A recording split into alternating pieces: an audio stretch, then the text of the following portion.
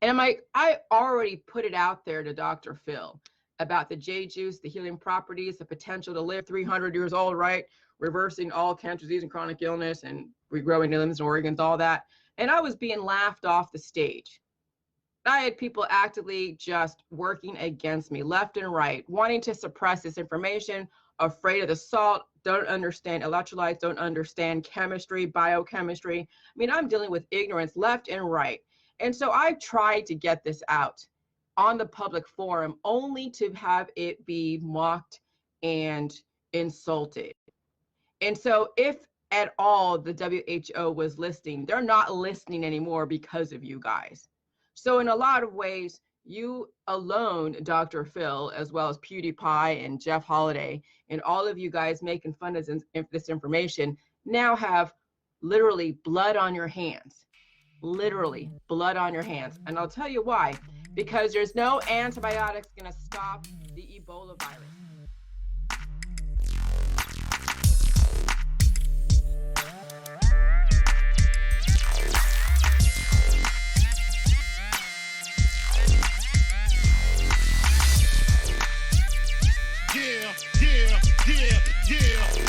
And you won't stop, and you don't stop, and you won't.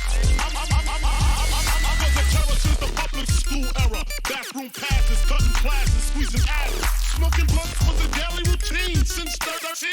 A chubby nigga on the scene. I used to have the tray deuce and the deuce in my bubble goose. Now I got the Mac in my knapsack, lounging black, smoking sacks up in accent sidekicks with my sidekicks, rocking fly kicks. Honeys wanna chat, but all we wanna know is where the party at. And can I bring my gat? If not, I hope I don't get shot. Better throw my vest on my chest, cause niggas is a mess. It don't take nothing but front for me to start something. Bugging and bucking at niggas like I was duck hunting. Dumbing out just me and my crew, cause all we wanna do is party and bullshit and party and bullshit and party and bullshit and party and bullshit and party. Party, party, party. Hugs from the honeys, pounds from the roughnecks. See my man say that I knew from the projects. Said he had beef, asked me if I had my piece. Short dude, 222s in my shoes. Holla if you need me, love, I'm in the house. Roman strong, see what the honeys is about. Moet poppin', hope poppin', ain't no stoppin'. Big Papa, I'm a bad boy. Niggas wanna front, who got your back? Niggas wanna flex, who got the gat? It ain't hard to tell I'm the East Coast overdoser. Nigga, you're scared, you're supposed to. Nigga, I toast you.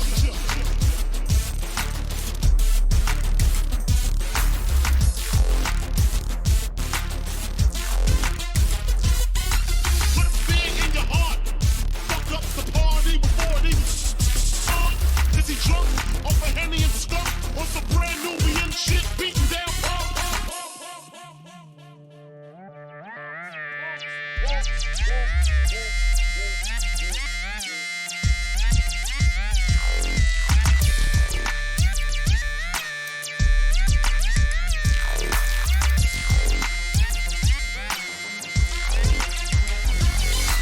Bitches in the back looking righteous. In a tight dress, I think I might just hit her with a little Biggie 101.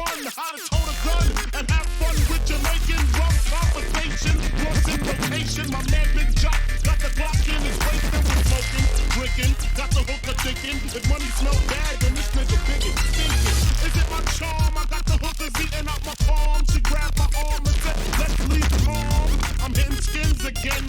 Rolled up another blunt, bought a Heineken. Niggas start to low down like kids out, choked out, blows were stoned, and a fucking fight broke out.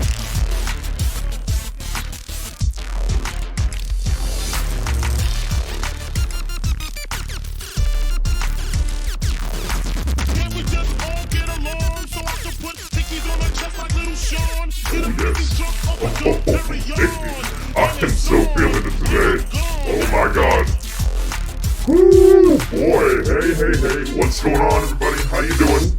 How's everybody feeling out there? It's your boy, your favorite mass murderer.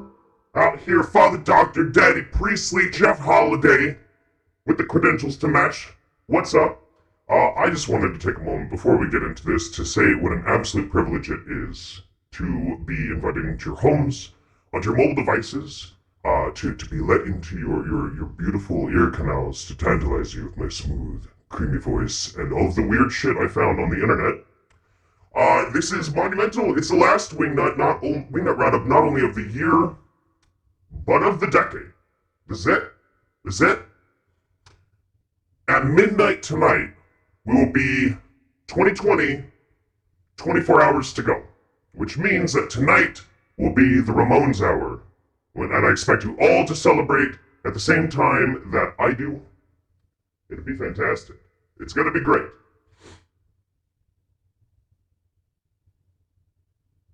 Do I have a robot voice? Oh no! That's great. Was it better? Whoa. Now it's acting really weird. Whoa.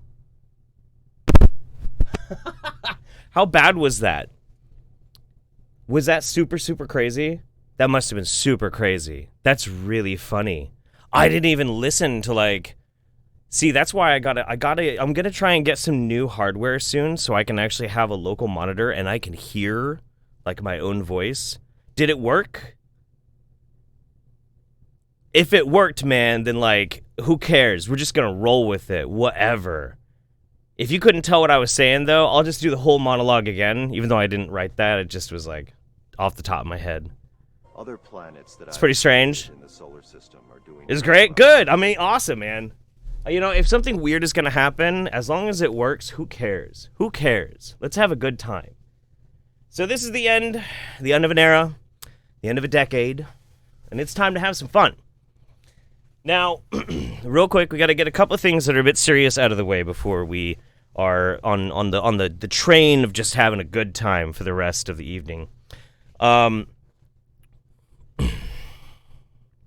the reason why the roundup had to be delayed was two reasons. Planets that I've created in the solar system are doing very well. Here's to the end of the decade. Hope you had a Merry Christmas and hope everything is going well. It's significantly improved now. Holy shit. Hendrik the Seventh, I don't... Words escape me. Strip for a $500 tip if that was demanded. Jeff, your roundups are the best. $500 damn dollars. Holy shit. Hendrik the Seventh, thank you so much. That is so very sweet. It's to the end of the decade. Hope you had a Merry Christmas. Hope everything is going well.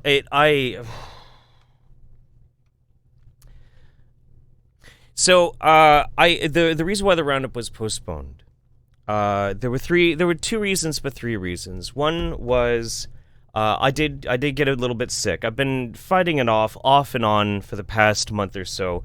Then a friend of mine had some tragedy befall them, and I went to go help them and also to rest up, and everything just basically kind of compiled onto itself. Other planets that I've created in the solar system are doing very well.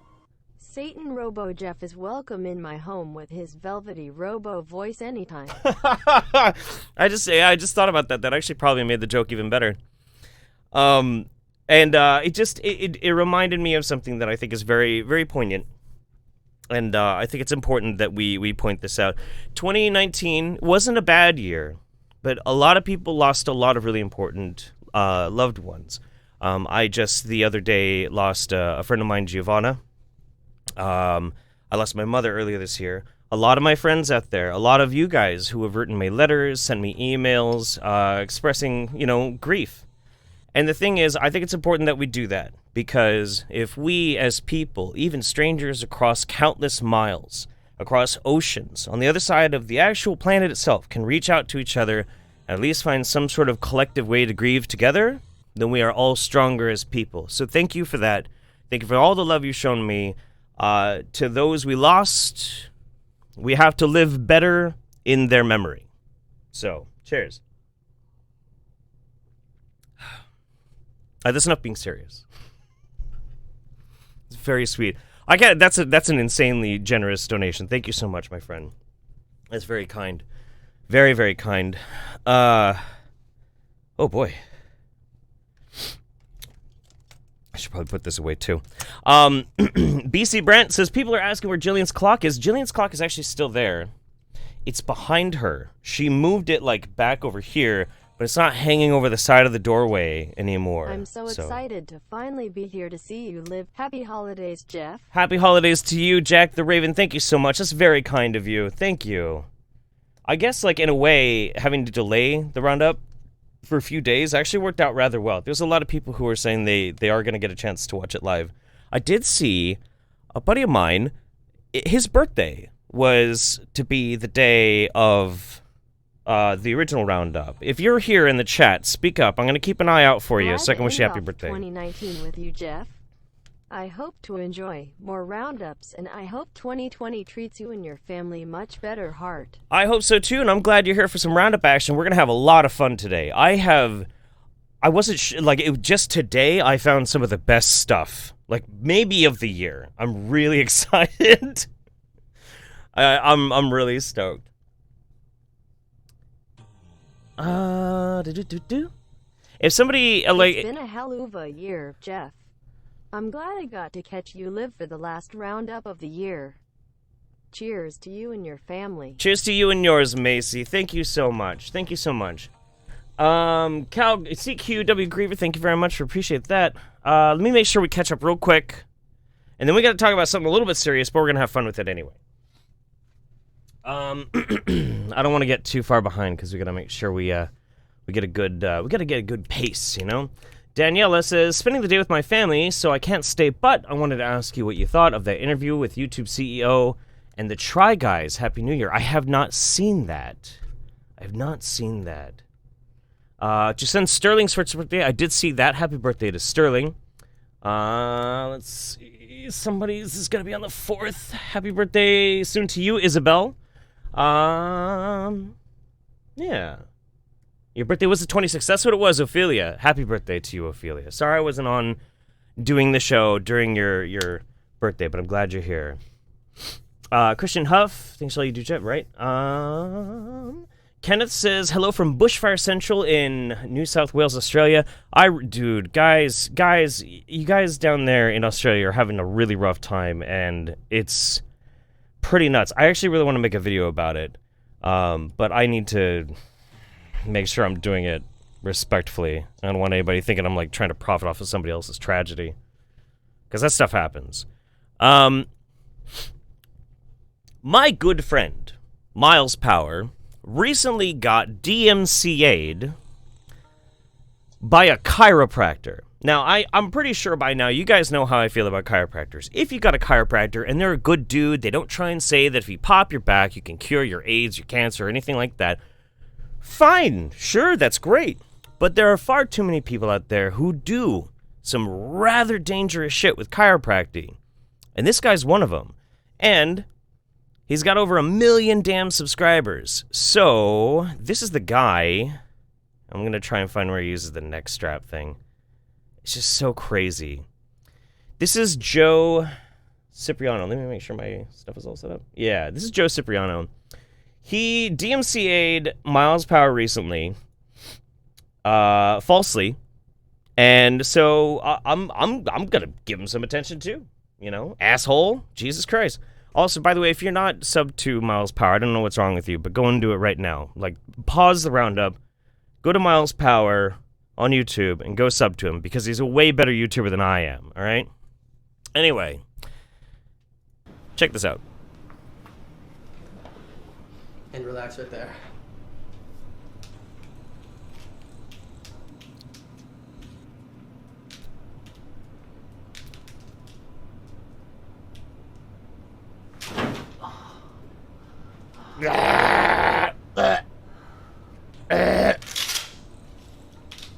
Breathe. Deep breath in and out. I hate that stuff. I understand, like, there's a certain aesthetic on what's aesthetic but for sound. There's something. Other planets that I've created in the solar system are doing very well. There's something very auditorially pleasing about hearing things pop and crack and readjust and that sort of thing. I get that, but this is fucking dangerous, dude. And if you're a grown-ass adult and you're just deciding that you're going to do this, whatever. It's your choice. Your choice to have somebody almost paralyze you. Fine, have fun. Go crazy. Go crazy. But my God, dude.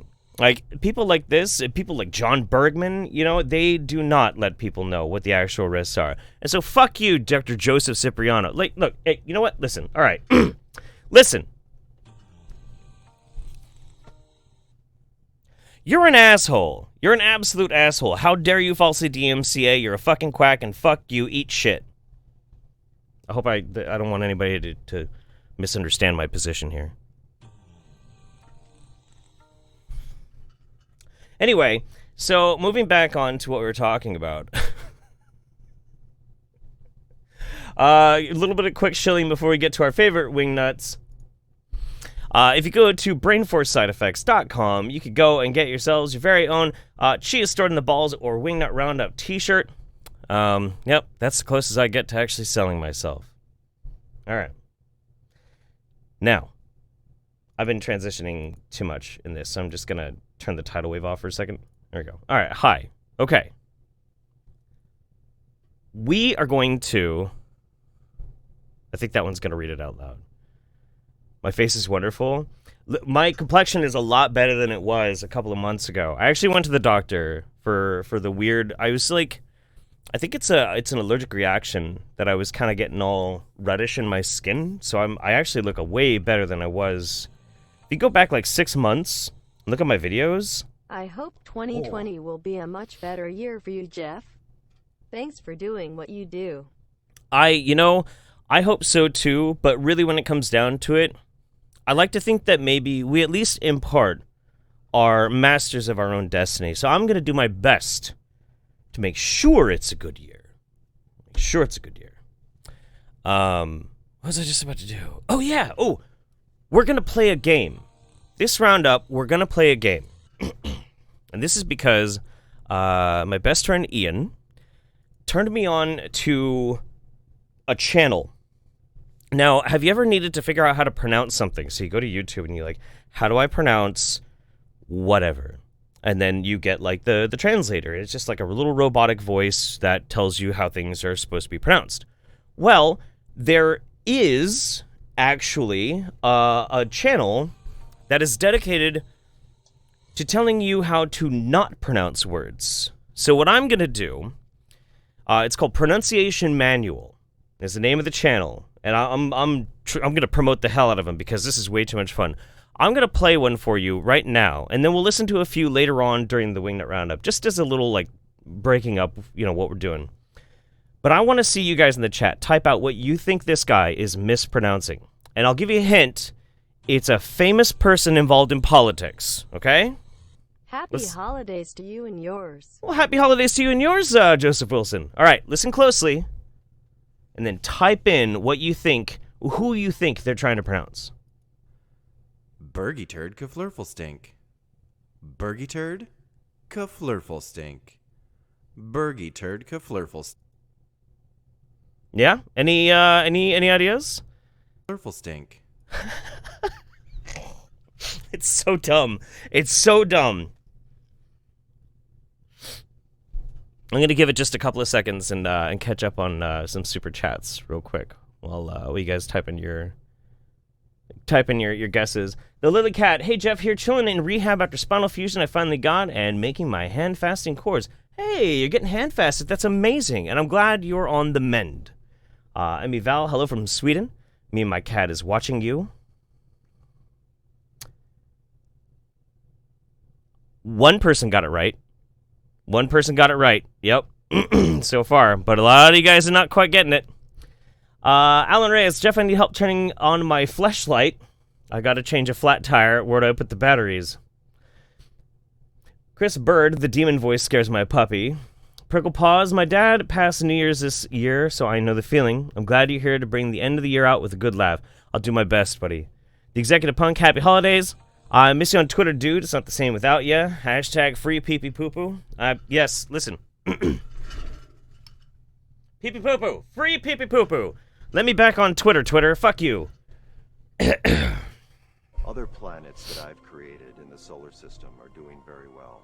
Hey Jeff, love Hey. your content so much. I love you. Would you mind wishing a happy Hanukkah to my mom, Rhonda?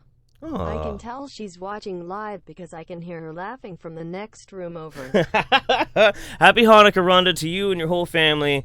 Have a great Happy one. New Year, Jeff. I'm hard and have hard liquor. Bring on the nuts. Happy New Year to you too. Oh my. Yeah, let me back on Twitter. So you tried. Bera says, so you tried Swedish glog. Have you tried Swedish snus? I have. It's very different. IDP's Boa, watch Miles' video this morning. That neck strap literally made me want to vomit. Yeah. Best channel ever. PS can't spill or tip. The Horserus, when he passed on that baby's head, when he pressed on that baby's head, I screamed. Would have been if you tried that on my 2-year-old. Yeah, these, look, these, if you're one of those wingnut chiropractors randomly watching this for some reason, just stop treating children. And like 90% of all of the gas that people would have against you, like the fuel that people would have, that fury, goes away. Stop snapping baby necks. Stop it. Stop. Wait until they're 18. Stop popping baby backs. Stop mangling children, you fucking weirdos. Ugh. Anyway. Lee says, Grandma and I are here cooking and listening. Hey, Grandma, how you doing? Happy New Year from Moscow. May all the bad stuff stay in the past year and the future bring you only the best. Thank you so much. And one more, and then we got to get going. Task Hill McKinnon. Thank you for getting me through this year, Jeff. The Florida summer living in my car and your videos has helped me handle a lot of it. Here's to a good 2020. All right. I'm going to play it one more time, and then I'm going to show you what it was. Burgy turd kaflurflestink. Other planets that I've Burgy created turd in the solar system are doing very kaflurflestink. well. Well, if you guess Supreme Court Judge Brett Kavanaugh, then you are the winner. This is pronunciation manual. They are amazing. We're going to have some more fun with them later, because I don't care. We're going to be here as long as we need to be here. I'm just having a good time. I'm so glad you guys are here. Burgy turd kaflurflestink. It's so good. It's so good. Okay, anyway. For a long time now, people have been asking me, what has Yada been up to? Yada mean? Yada was one of the first people that I made, I think, a legitimately really funny video on. I'm very self-critical, but my video on Yada is really funny. I will say that. I crap all over like my efforts and my attempts all the time. I'm very self-critical, but that's a good video. So he did finally make something that was funny enough we could watch. They told us that milk does a body good. They promoted this with athletes and everybody else. We should not put dairy into our body because it's harmful. Let me explain why. We got lactose. It's a sugar that's in milk. You got an enzyme called lactase. This enzyme is only produced when you're on the breast of your mother. When you're taken off the breast of your mother, you no longer produce an enzyme called lactase. Somebody might say, Yada, false, that's a lie. You're right. And people of color, that's true. Hispanics, Asians, people of African descent, and Europeans. And this is not about race. This is factual about health. Europeans still produce this enzyme when they're taken off the breast of their mother. But is milk good for Europeans? No, it's not. Why is that? Because now, after it breaks it down from lactase, using the enzyme, you got glucose and galactose, which is another sugar. You can look that up yourself, right? Our body cannot utilize lactose, so it has to break it down using an enzyme called B-galactose. Thank you for making my rough year better with knowing I had something each month to look forward to. Here is to a better decade. By the way, would you like a crocheted blanket? What's your favorite colors? Ooh, yes. Yeah. Oh, my God. You know what? I don't know if you're a Twin Peaks fan. I'm a massive Twin Peaks fan. In fact, I actually was just 2 days ago, was in North Bend, Washington, at Tweed's Cafe, which is where they filmed the Double R Diner in Twin Peaks. Anything Twin Peaks related or themed is always going to make me just completely go ape shit. completely. So I've given up on trying to like necessarily say like color schemes or anything. Just think of that and think of me, and like I'm sure you're gonna make something absolutely beautiful. But yeah, that sounds wonderful, and thank you very much. Thank you very much. That's very sweet. Is Yada really low? Can't wait for the shenanigans of this live stream. Love what you do. I hope you and your family have a good 2020. Thank you very much, Alyssa. That's very sweet of you. Okay, by the way, just so I mean, like, I'm sure you all pretty much can understand this, but Yada's wrong. Dates, right? This enzyme is another enzyme that's we only have when we're on the breast of our mother. When we're taken off the breast of our mother, people of African descent or European descent do not produce that enzyme no more. He doesn't know what an enzyme is. He honestly doesn't understand what an enzyme is. I mean, like, and the thing is, too, like, okay, sometimes I worry about this. This may seem kind of weird, but I'll just take a platform for a couple seconds to say this. There are many, many times out there when I'll start ranting and raving about some biological aspect, and I've had people tell me, Hey, Jeff. Oh, I hi. adore your content. Love you and happy holidays to you and your family and all my fellow viewers as well. Thank you. That's very sweet of you. That's very kind. Rhythm. Good name. There are times where I'll go off about certain things, like this is how genetics works. The programs for proteins, the proteins code for this, the code for that, and blah blah blah blah blah. And I go ranting off, and there are sometimes people who are like, that kind of makes me feel a little weird because I don't understand what you're talking about. Well, you don't need to. You should, because it's really fascinating. It's really cool to learn this stuff. It's really fun. But you don't have to. You are not a dumb person if you don't understand, like, the process of the endocrine system. That doesn't mean you're dumb. It doesn't mean that you're uneducated at all. It just means that that's not something that has come up that you needed to pay attention to. It did for me, but it didn't for you. And that's fine. Yada never learned what any of these things are. Most of these wingnuts never learned what any of these things are. These chiropractors who pretend to be fucking doctors, they never learned what any of this shit is. But they should, because that's part of their fucking job. That's part of their job. And the worst part is how, and you really have to think about it like this, you have to think of how low they must think of you, because they're counting on you to not know even less than they know. That's fucked up. That's gross. That's why I hate these people so much. So fucking much. So weird. Anyway, yeah, all of this is incredibly dumb. And he feels very, very smart while he says it, so that's all right. All right, let's move on. Something a little bit more random and fun. Here we go. Here's Megan. I don't know if you guys remember Megan. Megan is the one who said that subliminal messaging ASMR videos made her boobs bigger. Hey guys, what's up? It's Megan. I should probably turn her up. Hang on. I just want to do a quick video talking about why I'm a born-again Christian, because I just read a comment that was like, you're born-again Christian because of Valmental's audio, and I just want to say that, first of all, that's like really funny because I can see like how you would think that, and that's also like hilarious because it would mean that like this subliminals like brainwash people and stuff, which I think is like actually interesting. However, I had been a born-again Christian since 2018, and that was because of experiences that I had with MK Ultra and with my handler at the time, and I didn't feel like speaking out on it publicly, really because I didn't want to bring religion into my YouTube channel.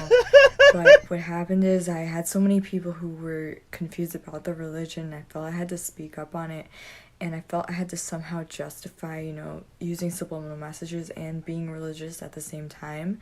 So that's why I decided to speak out on it publicly, and that's basically what sparked it. And also was Valmental speaking on it publicly inspired me to do the same. So yeah, I hope that you guys, and bye.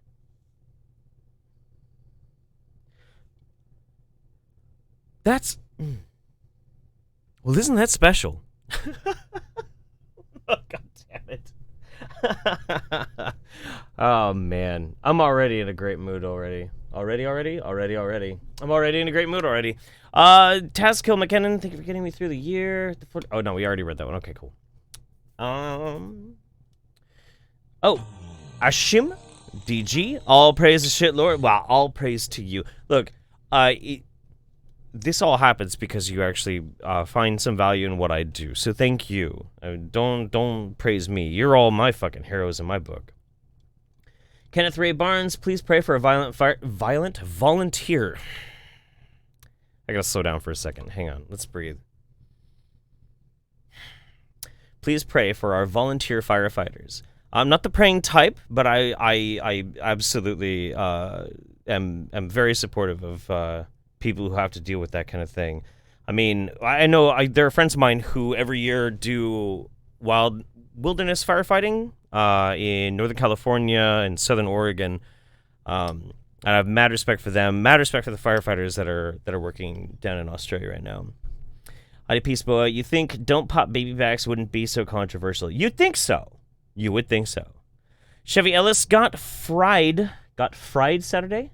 So I get to catch you live today. Thank you for all the hard work this year. Can't wait to see what you do for next year. I think that was fired. Sorry you got fired, unless the job sucked, in which case maybe it's a good thing. You know, opens opportunity. Austin McCarty, remember when being a milk drinker was an actual insult? Yeah, it shouldn't fucking come back. Oof. And Garrett Cannon, my bitch-ass mom won't give me that titty. Yada. CQW Griever, Yada is just lactose intolerant and mad. He is mad. I will give you that. He is mad. All right. This is a special video. I'm really glad I found this. I found this just today. And like a lot of people were like, you need to make a video about this. I'm like, I don't think I do. But we can watch it on the roundup. So... Hey guys, Troy Casey, Certified Health Nut here in Santa Monica, California with my man. Oh god damn it. See, I apologize guys. With one of the problems that I have when doing the roundup is so many of these people don't know how to do any audio mastering. That was probably really loud. Let me see if this is any better. Hang on. And it's really hard like doing all of this production at the same time and remember to bring that audio back down. Hey guys, Troy Casey, Certified Health Nut here in Santa Monica, California. Yeah, with sorry. My man, Ra of Earth. What up, everyone? This is the guy who started the hashtag butthole sunning, and we're here to tell you guys all the information that you need to optimize your butthole sunning, because apparently... Listen, I am a modern man, not necessarily full buying into like the whole metrosexual thing. I still like to be a bit manly at times. But I find the idea of increasing my butthole health to be a very compelling and attractive idea. Okay? Just saying. Apparently, there's been a bunch of journalists out there, fake news journalists, creating clickbait, not interviewing us, not doing it for themselves, and then commenting on their opinion of butthole sunning. So Ra, you started this, so tell the people the technology behind it, fill in the holes a little bit. There's the technology, and we're gonna fill in holes about our butthole tanning. Wow, okay. Raw Earth looks like he glued a merkin on his upper lip. He does, doesn't he? He looks like he has a pubic wig. Right about there. It's true. Yes, fill us in on your technology. So people can understand it better. I just saw a great comment. Fake ass news. Oh my god. You know what? I love you. You're fucking amazing. How great. How great. How wonderful. How y'all doing? I'm feeling great. Holy shit. I just Let's get outside naked and shine your ass to the sun. There's lots of melanin in your anus, and that melanin... I happen to know at all times exactly what is in my anus, and it's not melanin. There is no melanin in my anus. Currently, my anus is very empty. I've been sick. It's been very easy to make sure I'm totally flushed out. I would say that's an overshare, but we're literally watching a video talking about these guys exposing their assholes to the sun, so, like, I mean, come on, man. Whatever. We're all in this together at this point. Melanin is connected to your nervous system.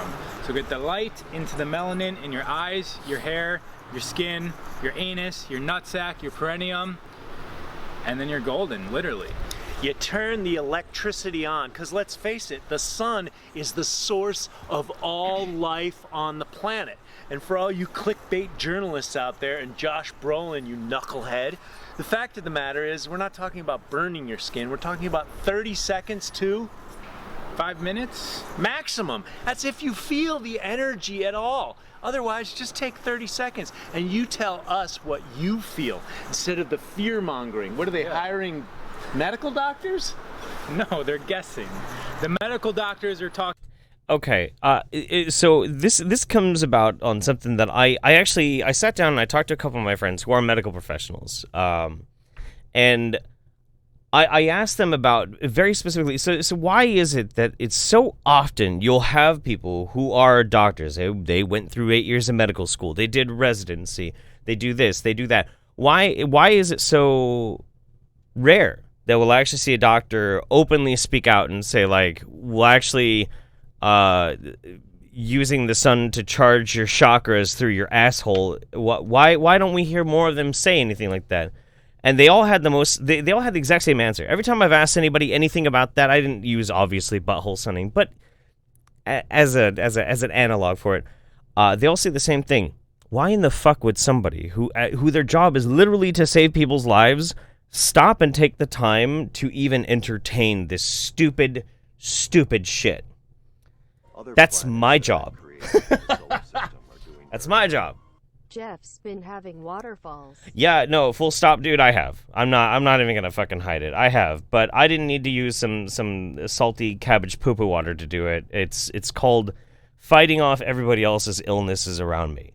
I haven't gotten full-blown sick this entire month, but like I've obviously been fighting off everything else for a while. So yeah. Talking about skin cancer and all the dangers of this, and the what do they say? It's not going to improve your health. Well, the fact of the matter is, just go outside, get naked, and see how you feel.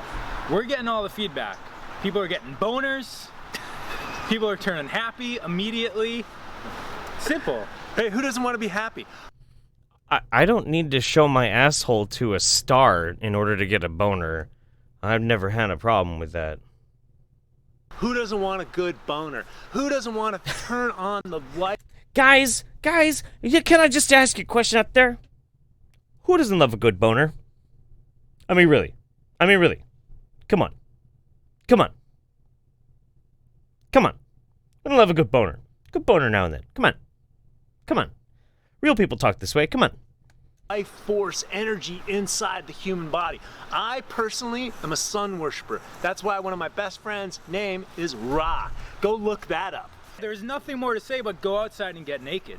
Period. Like, this is our most natural environment. It's your birthright. This stuff, this is all attached to stories. When you take off all of your clothes, you're not thinking like, oh, I worked really hard to make the green pieces of paper to buy this. All of that story's gone. They're gonna take the clothes off. It's just you and the world. Right? Adam and Eve, right? And they had a little leaf. What was the leaf about? The leaf was about hiding their own emotions, right? Get out in the sun. Get naked. It's good for the soul. We're going to show you guys here how it's done. Does everybody have their drinks ready? Does everybody, can we just, booze check? Booze check, everybody? If you're of a legal age only, if you're not, it's okay to pretend with, some soda or some shit like that. That's all right. But, I can't advocate underage drinking. Booze check, okay? You ready? All right, here we go. Is Jeff Holiday about to show some dude's assholes live on the internet? Are you guys sure you guys want to do this right here? Hell yeah! We're out in public. There's a kid's swing there. Don't worry about the cops, man. Woohoo, buddy! Don't get arrested and don't burn your anus. Don't be a Josh Brolin idiot. Because the fact of the matter is, guys, You want to know about skin cancer? All you dermatologists and medical doctors out there worrying about skin cancer, the fact of the matter is, here's how the sun breaks down, right? Correct me if I'm wrong, Ra. This is how the skin cancer happens, right? You got fat-soluble toxins that's all in your junk food and your TV dinners and microwaved, and you got fat-soluble toxins that store in the fat. The epidermis is mostly fat. You stay That's not true. inside 50 weeks out of the year, then you go on vacation to a tropical island, you burn the shit out of yourself, you have sunglasses, which shuts off your hormones that release natural That's not true. immunity chemicals inside your body to protect you against the sun, so you're all fucked up like pasta primavera. And Pasta primavera is delicious. Look, listen, I'm not. That's not an official. That's not an official L word. It's not an official L word. Certified health nut. You're a very handsome man, especially for your age and being in the kind of shape that you are. But I really don't want to think about delicious ass food like pasta primavera when I'm listening to you talk about getting sunlight on your butthole. the fact of the matter is, then you burn your skin. That's what's going to create skin cancer. Tell them about the sunglasses, Ra. These sunglasses were developed by our Hollywood elite for the popping lights. Okay? All of us normal people started mimicking the celebrities. Before the 1900s, no one wore sunglasses. Before the 1920s, no one wore sunglasses. Take those things off. No! You guys want No. muscles? You want six-pack abs? Get the sun on your body. You want your muscles to pop out? Get your sun on your body. Get the sun on your body if you want muscles. Look at this guy. Elite CrossFit, champion, hockey player. The sunglasses also make your body think it's nighttime, and then it's not going to protect itself. Okay? So your body's registering light from your eyes into your pituitary, hypothalamus, pineal gland. Hormones. You're blocking that. Your body's not going to release its natural skin protectant. How often do you guys block your hormones? Come on. Come on. Come on. How often are you blocking your hormones? Come on. Come on. Stop blocking your hormones, everybody. Come on. Come on. Stop it. You see, I have to block my hormones because my hormones are so fucking strong. My hormones are overwhelming. You catch a whiff of my hormones, next thing you know, holy fucking shit, man. You're out of fucking control. You're out there doing all sorts of weird-ass shit. You can't control it. I, as a public service to y'all, have to keep my hormones under check. But that's why you can't, don't wear your sunglasses anymore. Chemical messengers, right? So you guys want to play stupid out there on the internet? All you little fake news journalists, right? You need to go back to school. If you really want to know what's going on with butthole sunning, come out to California and interview the master himself. Hey, get off the couch, potato. Ripped at 50. Check out his book.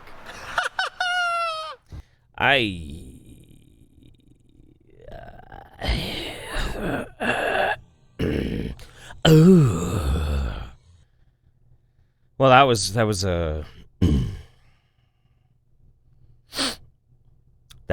special. This is why I should have been banned, not pee pee poo poo. I mean, come on, man. Come on. Just saying. Just saying. Other planets that I've This is what Twitter should have yeeted me for? I agree.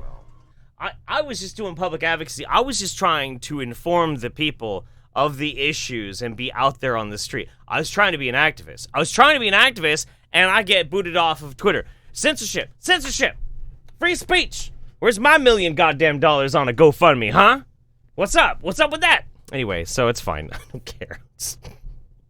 I gotta stop shit posting so much. I really do. I made so many people mad this past month because I couldn't stop trolling everybody. Why so serious? Okay. Jack the Raven, I'm thinking of more wine to get through the crazy. I have so much wine, and I might take all of it. Caitlin Lamota, stuck a bit with strep. Thanks for making me feel better. Hope you and yours are well, and Happy New Year. Happy New Year to you. Ryan Flanagan, raise your buns and praise the sun. Oh yeah, brother. 01, you haven't made the Jeffy juice? Not this year. I thought about kind of having a theme night where I drink Jeffy juice, but Haven't done it yet. Murian Stewart. 3 things. Plants can't drink milk. Ace, people don't like boners. And may your 2020 be full of love and joy. May the All-Father guide you. I tend to think he does. Silverfangia, my grandfather with skin cancer would like to disagree with you, Mr. Donut Hole. A lot of people would like to disagree with Certified Health Nut, for sure. Isabel Rubeck. Imagine seeing 2 morons doing this out in public. I've seen people do way worse in public, though, to be honest with you. I honestly, nah. I mean, it's pretty bad, but... K Daniel 123 was doing trivia a week ago, and a question was, what is the most bought spice? I was like, it's not salt, because I learned from Jeff Holiday salt is a mineral, and I'm not going to make that mistake. I got the answer right, which was pepper. Nice! Hell yeah! That's great. It only took me to be utterly humiliated with facts and logic, but I mean, I'm glad that at least my shame can be a benefit to you and yours. All right. Anyway, we have to deal with this video. God, I hate Verstein so much. Wow. Ooh, it's Lee or Lay. All Lee? I can say is wow. However, Grandma wants to know where that guy lives because she is moving. Lol, looking forward to what's next. Well, does she think he's a stud? He is kind of a stud. He's just an idiot. But he's kind of a stud. But he lives in California. He's very much part of the beach alternative health kind of crowd. I don't want to say for certain where I think he necessarily is, but he's definitely in Southern California. We'll just put it that way. Jeff, if vaccines are so good, how do you explain that after they were invented, vaccingers went up 1,000,000,000%? Wake up, sheeple. Love your work. Keep it up. If vaccines are so safe, how do you explain that after they invented them, vax injuries were up? Actually, it's actually 1,000,000,000,000%. So, can we get a death match between these Sun Bros and Johnny Cage? Oh. Thinking face. I have often wished that I had immeasurable amounts of money so that I could hire somebody who is currently skilled in claymation, so we could do like a celebrity deathmatch sort of thing, a la old school MTV, referee Mills Lane sort of thing. But it's the Wingnuts, and the Wingnuts fight. Thanks for raising awareness of quacks. Have a great new year. Thank you so much, 13. I really appreciate that. I hope you have the best year ever. The best year ever. Hands down. My God. Okay. So this is from Truth or Talk. Is David Gorski a racist, editor of Science-Based Medicine? For those who don't know, I am unabashedly a fanboy for Dr. David Gorski. He's done more to fight wingnuts and quackery on the internet than most people. He's been an inspiration to me, and he's a really overall good dude. He's a really good dude. He's very thorough. But let's hear why Verstein, from Truth or Talk, thinks that Dr. David Gorski might be racist. Other planets that I've created in the solar system. After Neo Gibbu's... Jeff, whilst I am unable to stay during this decade-ending roundup... That's alright, buddy. I wish you the best from mine to yours. And whilst I am at it, everyone do the hashtag free Jeff Holiday to it Jack on Twitter. Love every fucking one of you guys. Get me back on Twitter. The thing is, okay, so there's been people who are asking, why don't you just make a new Twitter? The thing is, if I make another Twitter, I have to have a different YouTube or a different email address, and if I use a phone number to verify it, and I use my phone number, they auto-suspend it. Like, that's a real thing. And right now, I'm not really that interested in so much getting my Twitter back, but I have a Twitter account for a branded company that I'm making. I'm making a company. The company is designed specifically to try and make what I hope to do in the future, a documentary, like a real documentary, like released to like Amazon or Netflix, that kind of thing.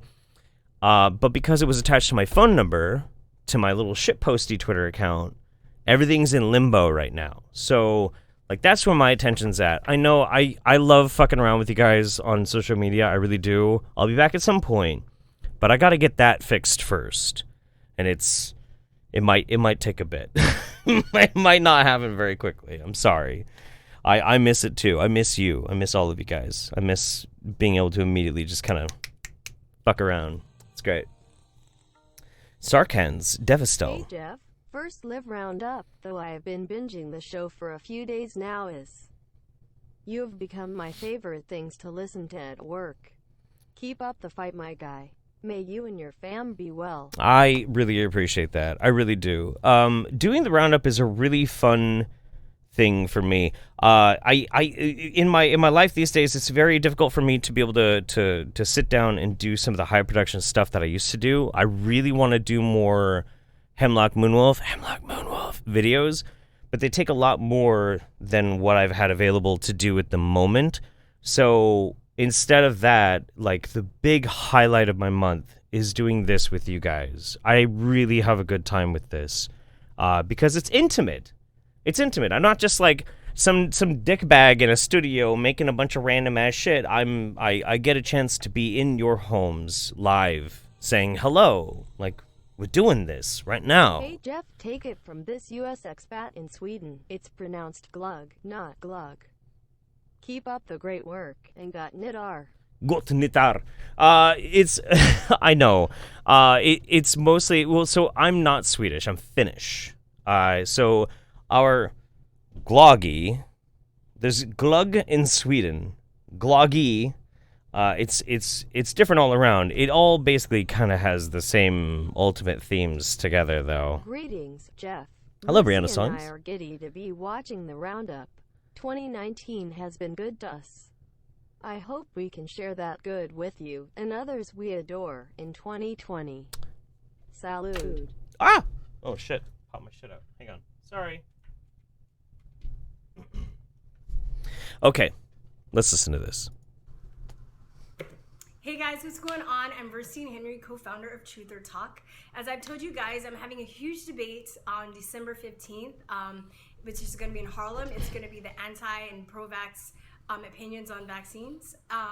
So far as I know, this hasn't been done before. I know they were going to have a forum a few months ago and it got shut down. But for, I don't know, for weird reasons. So now we're having another attempt to have a debate, and I think it's going to be huge. I think it's going to be a great success. I'm glad to be able to get this information out to people. Somebody just tweeted to me or sent me a post, a picture or a tweet from a guy by the name of David Gorski. So I don't know if you know who he is. He runs science-based medicine. He goes by the name of Orac. I consider him to be one of the top pro-vax trolls, shields from the pharmaceutical. The dude literally teaches people how to perform surgery. Other planets that I've created. This is what's so fascinating. This is how much of a fucking moron Verstine is. This is how much of a fucking idiot this woman is. By the way, just look, I don't want people to be under the mistaken impression that I'm not putting myself out there in a way that is open and honest. So I'm going to be totally honest with you. You ready for this? Verstine, you're incredibly stupid, like wildly stupid. Okay, so I don't want anybody to ever get the idea that I'm not like open and stating exactly what my position is. Dr. Gorski literally teaches people how to perform surgery. But he's a pro-vax troll. Okay.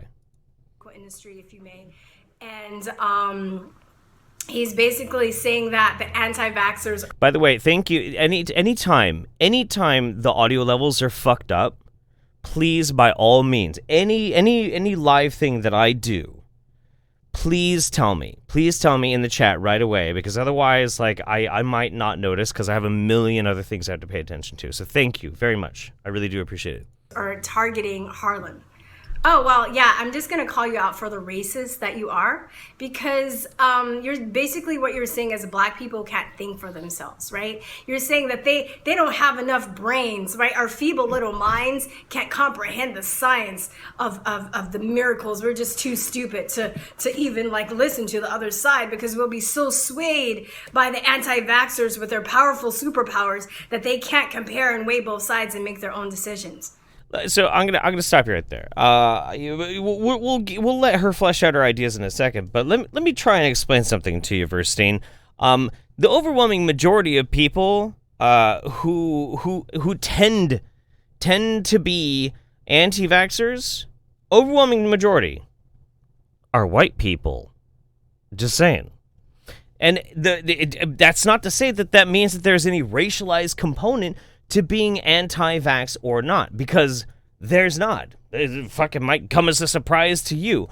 But the thing is, there is something to do with specific minority groups and anti-vaxxers, and that is that they like to take advantage of the notion that a lot of minority groups tend to have very insular and interconnected communities.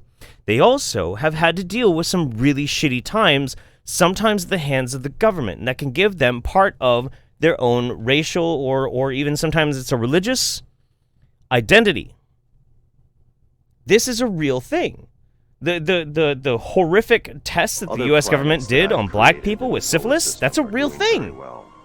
You got me through a hard point in my life and helped me write so many papers on pseudoscience for college. Thanks for keeping me up when I had midnight deadlines.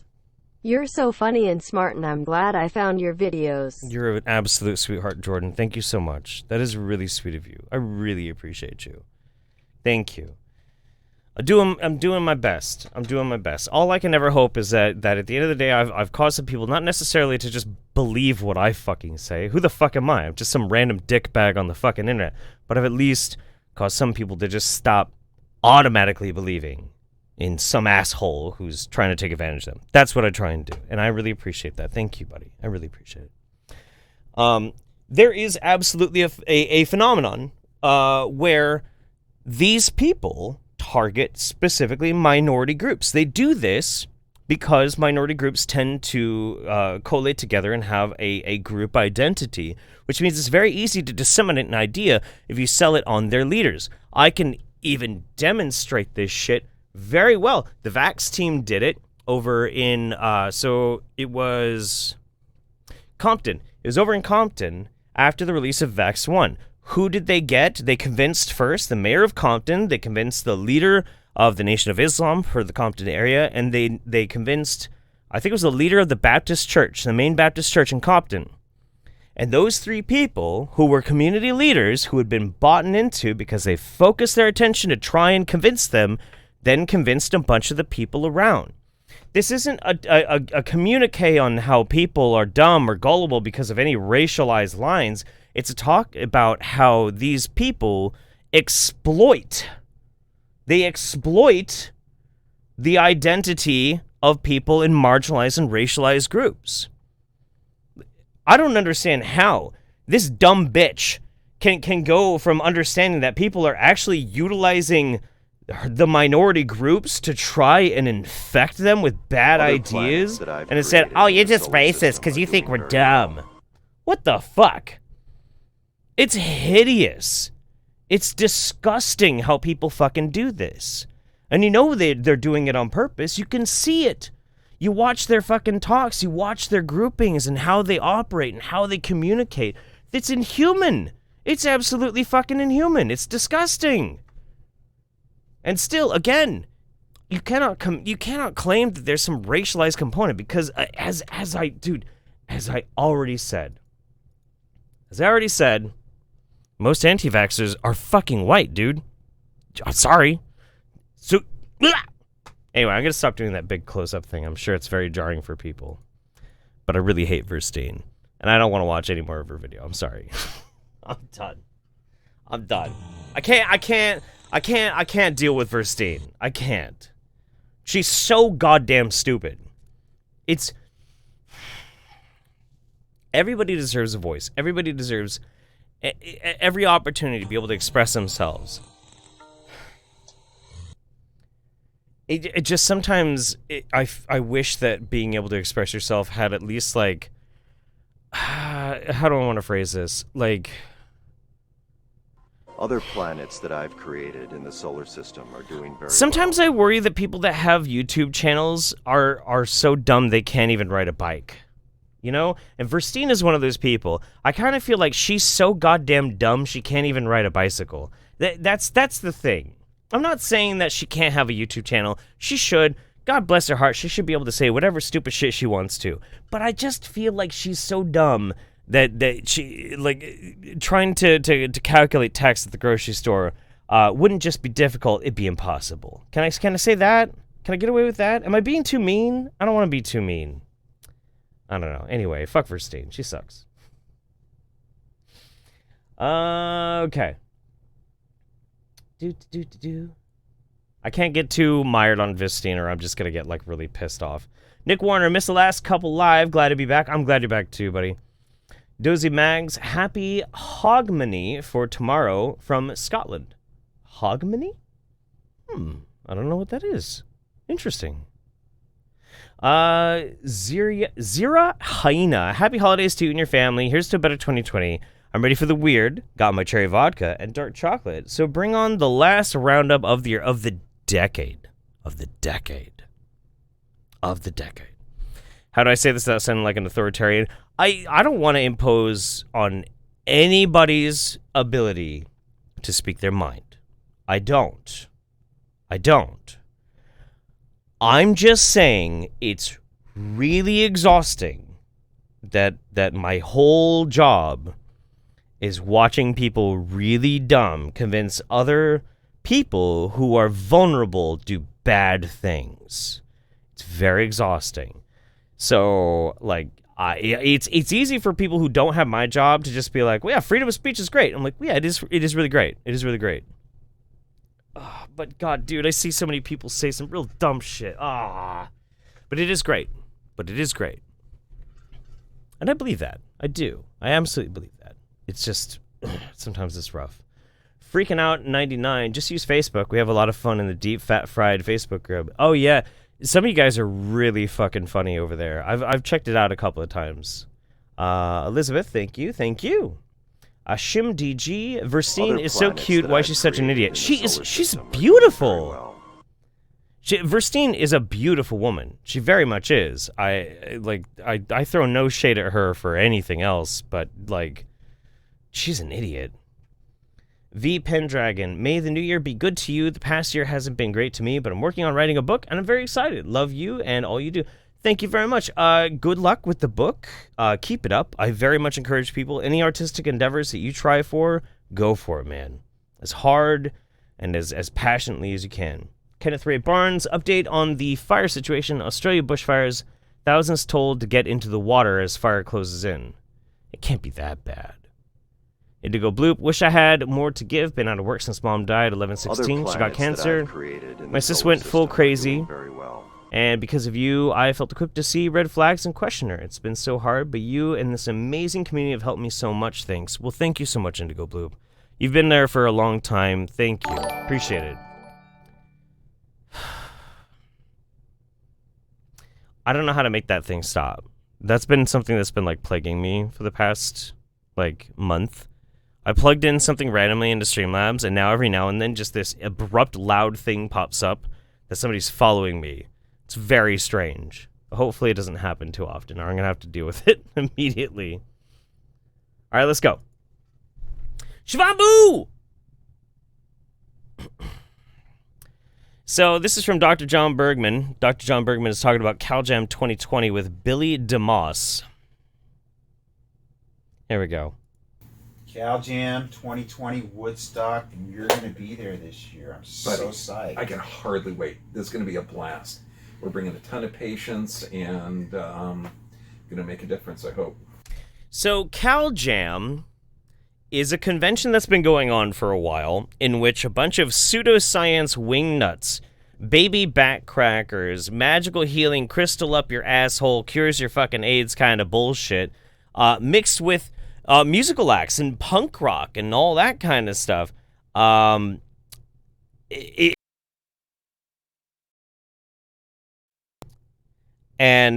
I guess this year, like, it's they're gonna have Dr. John Bergman there. Apparently, a music festival with a bunch of wingnuts doing a seminar is where he's gonna bring his patients. I'm not really quite sure why, but we'll see if we can figure it out. And then, why don't you tell them why you want to bring patients? Well, you have to, because the job of a doctor is to be an educator, and so we're what? No. A job of a doctor is not to be an educator. A job of a doctor is to maintain and support other people's health. An educator? Fuck you. No. What? No, that doesn't make any goddamn sense. You're an amazing educator, Alan. That's why you're on CalJam. You're like #1 YouTube dude. I'm telling you right now. It's long overdue that you're at CalJam. It's needed to educate the patients because there's such disinformation out there. Right. Like Del Bigtree says, misinformation. And that you're quoting Del fucking Bigtree, Del Vax the movie, Highwire dickhead Bigtree. That's who you're quoting? Nah, dude. Nah. Don't do, like, oh my God. That's what we got to put, because I mean the truth is going to win out. The real, quoting the wise sage Ronald McDonald about the most important aspects of your health, that's about on par when you're talking about Del fucking Bigtree. Dude's a clown. Success of these chiropractors is going to be based in old school philosophy, because that's the only thing that's holding true with the psychotic medical system we have today. It's unbelievable. You know what's so mind-blowing to me is people actually believe in that system, and it's so broken and so antiquated. And the only thing that's keeping it up is the media controls what people think.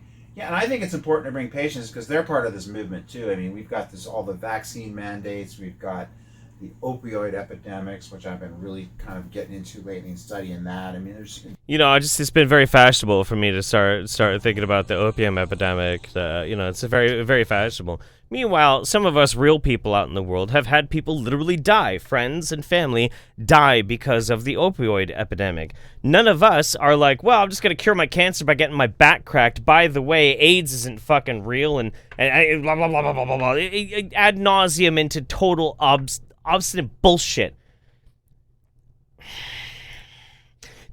I guess what really bothers me about this kind of thing is when people like Billy DeMoss kind of make this case that they are the only people who have empathy for human suffering. But you don't. You don't. You do if you can make it into like a good talking point, but otherwise that's all it is. It's a way of marketing yourself. These two motherfuckers up here represent some of the most disingenuous, propagandized cocksuckers on the fucking planet. These two people up here represent the absolute scum of trying to scam people out of their fucking money and not in any way support them in any kind of disease or recovery effort at all. Haven't watched live in a while. Happy New Year. Come visit Yachts on the coast sometime. Hey! I'll buy you a coffee at the Hippy Dippy coffee shop. Dude, I'm super down. I love going to the coast. I don't know if I'm going to the coast this week. We talked about it. But hit me up on Discord sometime. Yeah, we'll hang out. We'll get some coffee on the coast. Anytime any of you guys come through Oregon, and I really mean this, anytime you come through Oregon, hit me up, man. I'm more than happy to go catch some coffee or some beer with people. I like meeting people. I think it's great. Anyway, let's go. The whole chemotherapy. I mean, you're doing a lot of cancer stuff these days. And again, we don't treat any of that. What we do is just upregulate the body to function at a normal level by removing subluxation, less light. And again, I want to bring the world to CalJam. I mean, if the chiropractors... Of course you do. You sell tickets to the fucking thing. Put it on the plate for them first, and if they don't want to come, then let's bring everybody else. Bring everybody. Right. Yeah, I'd be willing to teach real, honest-God chiropractic to non-chiropractors. Right. I mean, that's a sacrilege. Right. Okay, but look at what our Why is it alternatives sacrilege? You know, the straights, mixers, this is our thing. But the chiropractic schools are dropping the ball. They're not teaching it. They're not teaching that we're not diagnosing. That's stupid. Right. I mean, you get 10 people with high blood pressure, 10 people with, XYZ disease. and they're all going to get the same therapy? Right. No, that's stupid. They got to be individualized. Right. And if chiropractic schools aren't going to teach it, right. Events like yours are the only where the real doctors are going to learn this. And you've been such a pillar for information. You started your... I can't, dude. I can't. So, anyway, like, if you get a chance to look at some of the footage of Cal Jam, it's pretty fascinating. There's weird shit that happens there. And their first couple of years, they did get some rather large, popular mainstream music artists for it. I think they've been having some trouble doing it lately. Maybe. But it is going to be happening in February. I've been considering trying to find ways to get myself down there. It's in Southern California. But I don't know. I don't know. I would love to get down there with some fucking cameras and film all these crazy wingnuts in real life. That would be amazing. That sounds like a lot of fun, but we'll see. Okay. Hang on a second. There's something that's very critical that's happening right now. Very, very critical. I have to use the bathroom. So what I'm going to do, real quick, I actually planned for this. Lynn and Jamie McGonigal from the Angelic Initiative recorded a song that they wrote about, I think it's Extinction Rebellion, I guess so. But it's beautiful. It's a beautiful song, and I felt that maybe I could help them get a little bit more exposure with their beautiful song. This comes from Angelic Initiative episode 1109. So here you go. Enjoy this. I'm going to use the bathroom real quick. I'll be right back.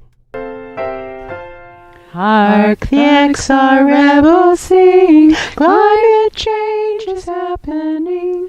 Peace on earth is just a pipe dream, while denial is mainstream.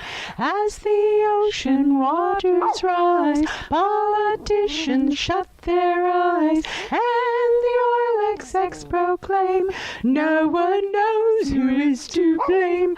Hark the XR heralds sing, climate change is happening. All the beings on earth are linked, all at risk of going extinct. Every second that goes by makes us fear our kids will die.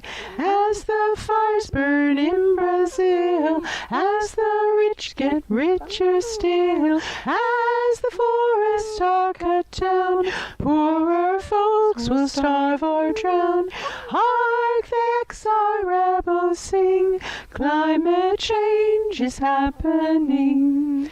Hail the carbon-breathing tree, hail the green economy.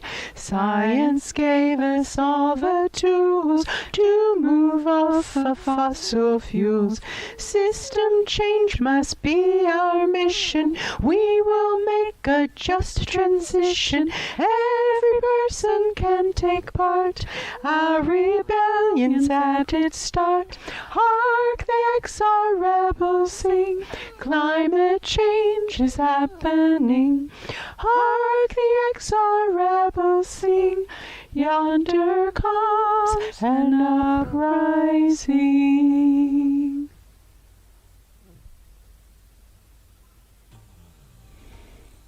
They're so happy. You're a good singer. You sing too. You did a good job. What a sweet boy.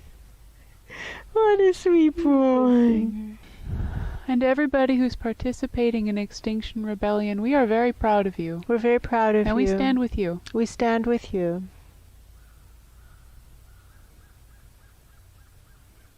Maybe we sit with you.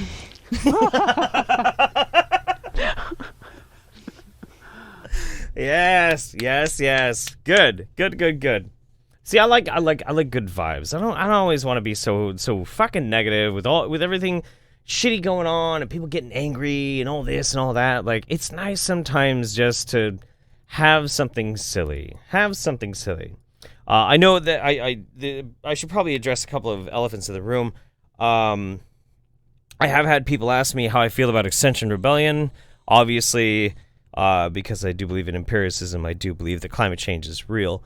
But how do I feel about Extinction Rebellion? I mean, think about it like this. Whether you think that something is cringy or not, if it causes people to have to start talking about it when otherwise they would have talked about literally anything else, maybe that's a good thing. I don't know. I honestly don't know. You're not going to get a strong political opinion out of me, especially not at the end of the decade here on this roundup. But that's one way to think about it. Sometimes the only way to get people to pay attention to something is to be as shocking as possible. Other times it's to have the best argument. It just depends. Things are not always so easy. They're not always easy answers. Let's see. I want to make sure I'm all caught up. Jesus Christ. Okay. All right. I got some spicy Streamlabs here in just a second. X Tiger got permabanned from Twitter for blowing up at an anti-vaxxer who was shit-talking immunocompromised kids and their safety. It was totally worth it. Sora says, "Hey Jeff, we love you. Have a happy new year. I haven't seen you guys in a while. I hope you guys are having a great time. Thank you so much." Tweak Hard Musty says, "Great moves, Jeff. Keep it up. Proud of you. Thank you. P.S. I want to use your tramp step for cum shot target practice. I bet I can beat Joe's high score." Well, I'm flattered. I am very flattered. Thank you so much. Teresa Denham, here's to a fun year of Wingnuts and the new one just around the corner. Thank you so much. IDP Boa, Bergman, you're not a doctor. You're right. Bergman is not a doctor. Brand Ever, haven't watched live in a while. Happy New Year. Come visit Yahat's. Oh, yeah, we already read that. Damn. CQW Griever, made at Fake Ass News 2 on Twitter. Okay. And I love Sacred Cow. Thank you so much. That's very kind of you. Yes, I do. I did see a couple of people mention there was a dude who kind of sent me a death threat in the chat. Welcome to my world. Whatever. Let's see. Next we have... Oh, yes. This is a great place to pick back up. Here we go. Or do we have our scene transition? We need a tidal wave on this one. You ready for this? Shivambu! This comes from our boy, Brother Sage. I am very disappointed that you guys don't sub to Brother Sage. I mean, neither do I, so it's fine. But here's how to supercharge your age Shivambu. For those of you out there who are kind of new to the roundup, Shivambu means piss. This is old stale pee-pee, and we're going to learn how to supercharge it. For those interested in a new way to charge your Shivambu... Charge it, baby! Your aged Orin... Try this sometime. Get a pyramid. Dangle a crystal from the apex of the pyramid. And let the energy of the crystal and the pyramid power. Charge, charge, charge. Your holy water. Can't you just tell that urine is full of so much more power than it would have been before? Like, otherwise, like... Look, sometimes you look at just a jar of piss and you're like, that's some weak-ass piss. That is like some amateur-level piss. That is some strong-ass piss. How do I make my piss stronger? Well, make a pyramid and dangle a crystal over it, and that's how you're going to supercharge your piss. Charge your pee-pee. Charge your pee-pee. What do you have to lose? Just charge your fucking pee-pee. Just charge it. What are you doing? Come on. So I wanted you to see what I'm doing here tonight. Charge your pee-pee. Do it. We're going to leave this out tonight. Do it. And let the vibration and the charge of the Orin do it. Be magnified. Charge your piss. Do it. Drank and washed with and enjoyed. Do it. Charge your piss. Do it. So to come. Other planets there you go. that I've created. Anybody else try this out? Let me know. Brother Sage, the author of Healing Water from Within. Coming this week on Amazon. But I thought I would toss that in too. The thing is, I haven't always been the nicest person to Brother Sage. I tend to show to thousands of people that he likes to snort piss and wash his body with piss and drink piss and all that sort of stuff. The least I could do is let him try and shill his book. If you're interested in learning about how this dude likes to fucking drink piss, then go order his book. It's now available on Amazon. You can go check out his book talking all about piss. I'm sure you guys are super interested. Yep. Moving on. Listen, if you don't know my videos, I am saying that on 6/14 something big is going to happen in Seattle, and that's Trump's birthday, 6/14. And also somehow Elvis is going to appear in the sky or as a spirit. I don't know how it's going to happen, but you're going to see Elvis pop up out of nowhere. And also on 8/4, which is Obama's birthday, Trump is going to be assassinated, and 4 days later on 8/8, like Lazarus, Trump is going to rise from the dead. So this is made back in November 10th of 2019. This is prophetization right here. And the thing is, I was really feeling like we needed to watch this roundup because Jurassic Liars has lost so many YouTube channels for being a disgusting, hateful bigot. I mean, telling the truth, that he's now on his 26th. His 26th. Other planets that I've created YouTube channel. are doing very well. You're telling me I've been drinking non-charged piss this whole time? Oh my god. I know, dude. I didn't know either until I found that video either. So I share in the embarrassment with you, but we're in this together, okay? So it's fine. Anyway, and thank you, Red Scar. I appreciate it, buddy. Because he's telling the future and he has a tendency to get his channels yeeted. I wanted to make sure we preserved this video because he's telling us prophecy. Anyway, let's learn more about Elvis is the Statue of Liberty and the Seattle connection. Let's go. And people are going to think Obama brought him back from the dead, just like that fake Nelson Mandela effect where he came back from the dead and it was during Obama's presidency. Okay, so let's just forget about that. This video is just about the connection to Elvis, the Statue of Liberty, and the Space Needle. Okay, so let's take a look at the pictures of Elvis and the Statue of Liberty. Okay. So first, let me show you the picture of the Space Needle. Do you see how it's got that round part that I say is either like a crown or a halo?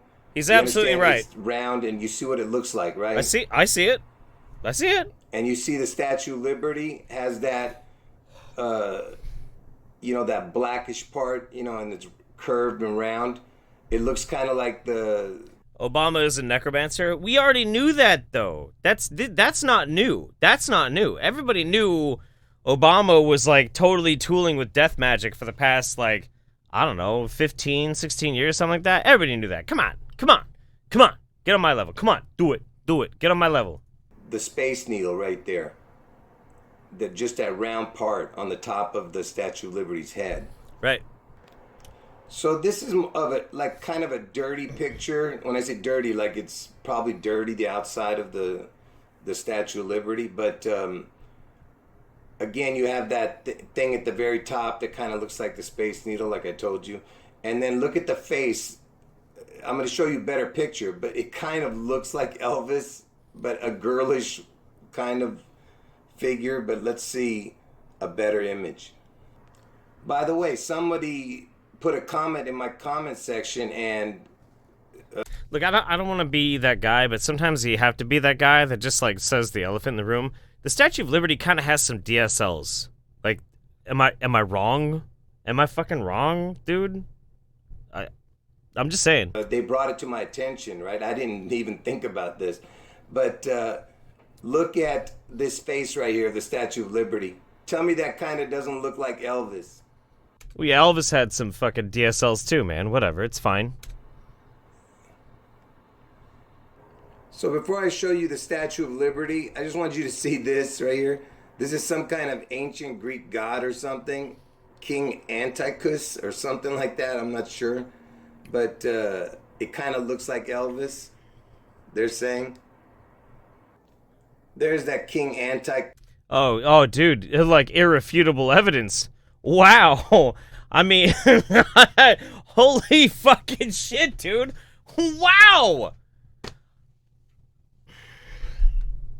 Kuss or whatever his name is. I don't know how to pronounce it. But anyway, in other pictures, it doesn't even look like the same. But in this particular picture, it kind of looks like him. Wait, there are people who are asking what DSL means? It means dick-sucking lips. Sorry, look, hang on.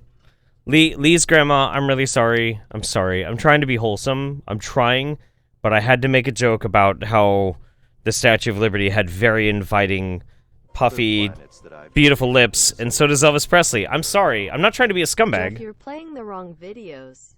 This is the Wingnut Roundup, not the Woke Roundup. I mean, maybe it's both. I don't know.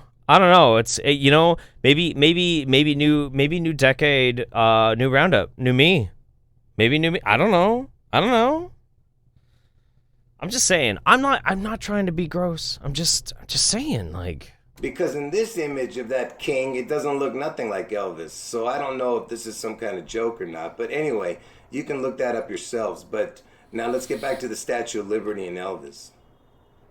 Oh, one last thing about that king that I was just showing you. That guy was known for his musical talent and his good looks or whatever the heck, and his generosity, kind of like what Elvis supposedly was. You get what I'm saying? Now here's the face of the Statue of Liberty, because the Statue of Liberty is made of copper 3 or something like that. That's what it's called. But you're telling me that doesn't look like Elvis? I mean, it looks exactly like him. And isn't it interesting that this? I mean, it looks kind of like it, yeah, I suppose. But you'd have to want it to look like Elvis for it to look like Elvis. You could want that to look like, I mean, any number of different things that just had full pouty dick, full. Look. There are plenty of reasons why it doesn't. The nose is totally wrong. Okay? Debunked, owned, with facts and logic. I did my job. I really hope I didn't disappoint Lee's grandma. I'm sorry, Grandma. Elvis, I mean, it looks exactly like him.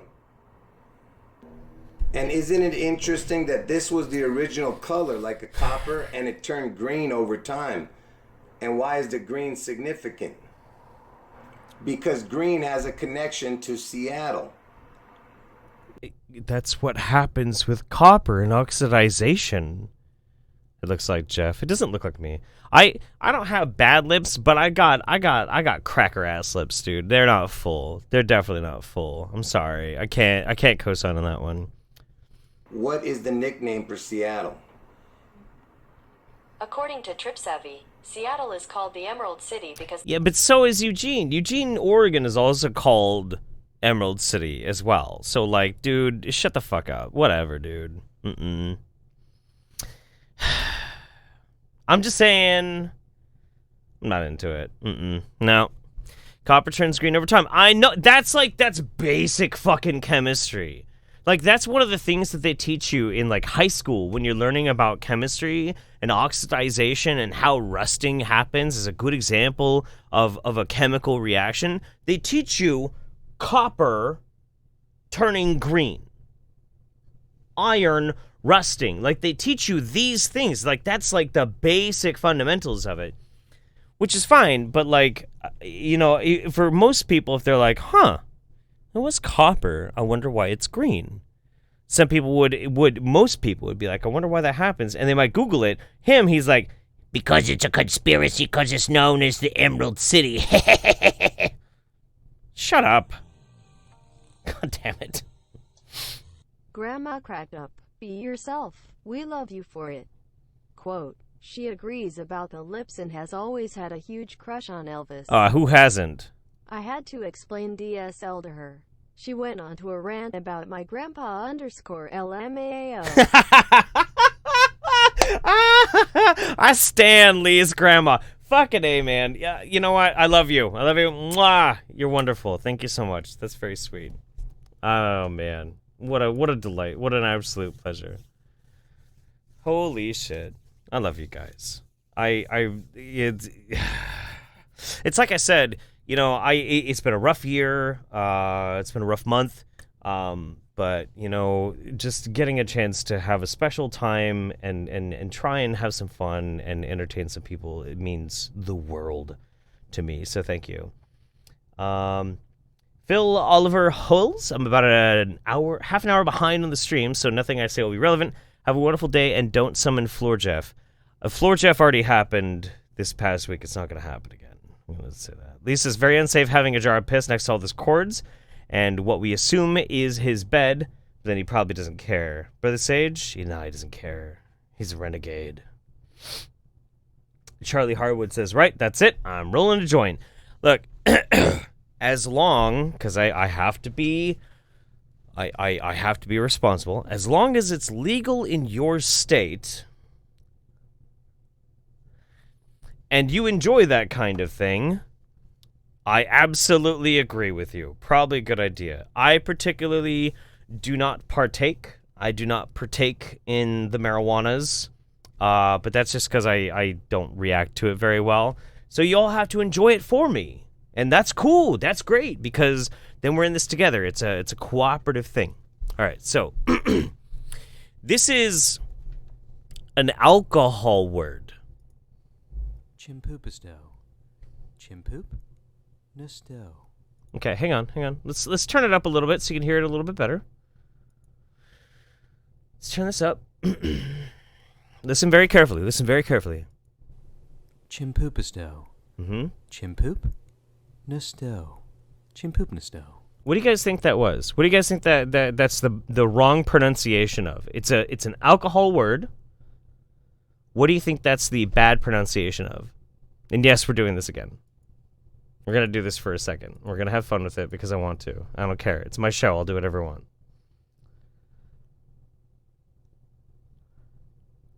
Ooh, type him out. Yeah, everybody got this one. Yep, champagne. All right, here's the next one. Chimpoopensto. Co-runtits auviganon. Oh, this is a good one. Co-runtits aunaviganon. Mm-hmm. Co-runtits. Type out your guesses. Co-runtits auviganon. Co-runtits aunaviganon.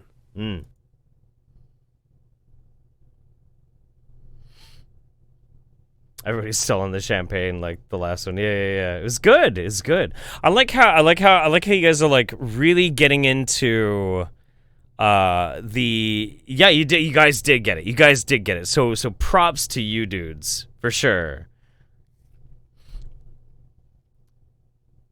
You're drinking some Coronitits Ovigistone as well? You heard tits? Yeah. Oh, here we go. Yeah. Here they come. Yep, you guys got it. Boom. Well done. Let me see if I can actually get this in play.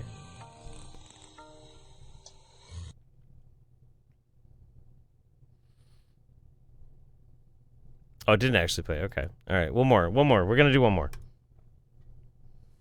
Kawaho. Come to sunny Kawaho. It's an alcohol name.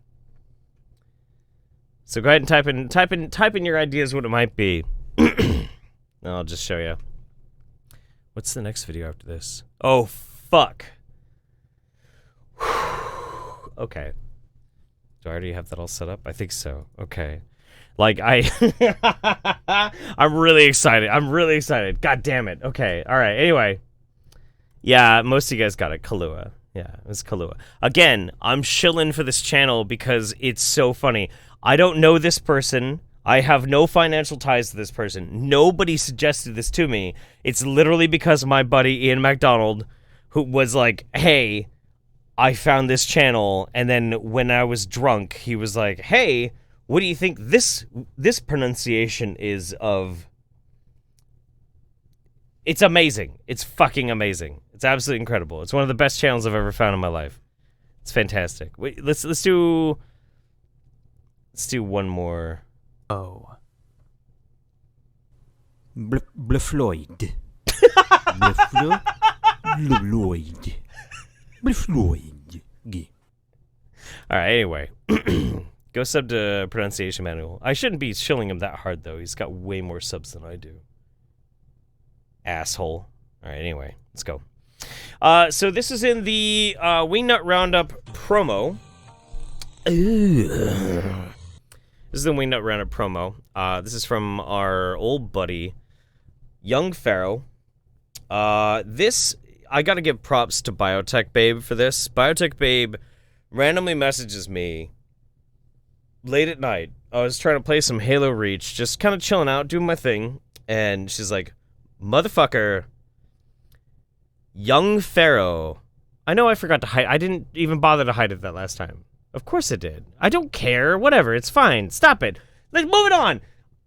Ah! Anyway, Biotech Babe messages me in the middle of me trying to play some fucking video games. She's like, Young Pharaoh is live right now. You have to go and watch this. You have to. And I'm so glad she did. Because this is a stream that I got to watch live by Young Pharaoh called Jesus Christ, Was He a Homosexual? Was he a homosexual? Now, this is a very long stream. Now, it really kind of stops after about 48 minutes or so, and then he just debates Christians the whole rest of the time. So we're only going to kind of listen to a little bit of this here and there, but I have to share this with you because this is one of the best things I've seen all year. So we're just going to start here, and I'll click around as necessary to make sure we're still entertained, okay? Let's go. Okay. Jesus, fuck, he's loud. Wow. Okay, now peep game now. Now peep game. Peep game. Peep game. See? And I want to say this because somebody just brought this up in the comments. So let me bring this up. This should not be so hard to believe that these allegorical stories are insinuating homosexuality when the book was written by a homosexual. See? King James had a 13-year-old lover. So not only was he a homosexual, he was a pedophile. See? I think the nigga lover name was Bellies or something like that. Y'all go look it up. But I know for a fact that his ass was 13. And so if a homosexual write a book about characters, is it so hard to believe that the characters was gay? Is that really hard to motherfucking believe? Is it hard to believe? And then you niggas keep talking about King James was black. No, the fuck he was not. No, the fuck he was not. No, the fuck he was not. So let me run down the line. See? So there is for a second there I was actually about to be like, Young Pharaoh believes that the Bible was written by King James, and I'm going to debunk this with facts and logic. But you know it wasn't written by King James. Everybody on the fucking planet knows the Bible wasn't written by King James. The Bible was written by a fantastically amount of different people, all writing different accounts and stories and narrative tales that all got put together, and only some of them got approved, and a lot of them did not, all based upon the church doctrine, which was gathered together and decided on which ones were going to be included in the Bible some at least 200 years after all of these stories were written. They decided which ones were going to get tossed out and which ones are going to get included in. Far, far after that, far into the future, was King James, who had nothing to do with writing the Bible. But maybe King James was a homo. Not that there's anything wrong with being homosexual. Like, fuck, who cares? Fuck whoever you want. As long as it's legal, as long as it's safe, whatever, it's fine. You know? But... okay. So the basis for Young Pharaoh's assertion that Jesus was a homosexual is an incredible amount of non-data. Let's just click forward a little bit and see what we can hear. Yeah, roll one up for me because my ass can't smoke weed, and this is the kind of video, if you can't smoke weed, you should. Okay? Let's just do that. And somebody says, as a gay man, I'm all about butthole sun, technology, and filling holes. Hey, fuck. Cheers to you. Titled The Calling of St. John. It depicts two scenes. Jesus coaxing the disciple John to leave his female bride and follow him. And John resting his head on Jesus' chest. Jesus cups the chin of his beloved. An artistic convention used to indicate romantic intimacy. The Latin text means, get up, leave the breast of your bride, and rest on your breast. Rest on the breast of your Lord Jesus. See? Now look. Now you see him coaxing John chin? Now when I go to the next slide, I'm going to show you a pedophile Greek artwork of a grown man coaxing a little boy chin. See? Let's skip that one. I don't really want you showing a bunch of weird, fucked up artwork on this shit. But let's go to here. Intimacy? Yeah. Well, I mean, intimacy. That's the word for when two people want to have an emotional connection in private. It's intimacy, right? Right? Yeah. Fine. Look. Jesus. But his latest find details his 4-year-long crush on Jesus in stunning detail. Judas was always the first of the apostles to volunteer in washing the Lord's feet, he said.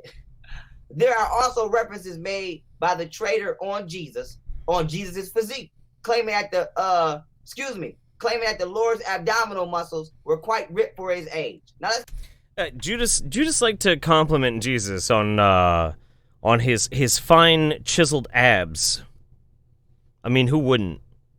You know, it's not gay. It's just that if you see somebody who obviously has taken like a lot of time to make their abs look like a fucking cheese grater, you're like, bro, those are some nice abs.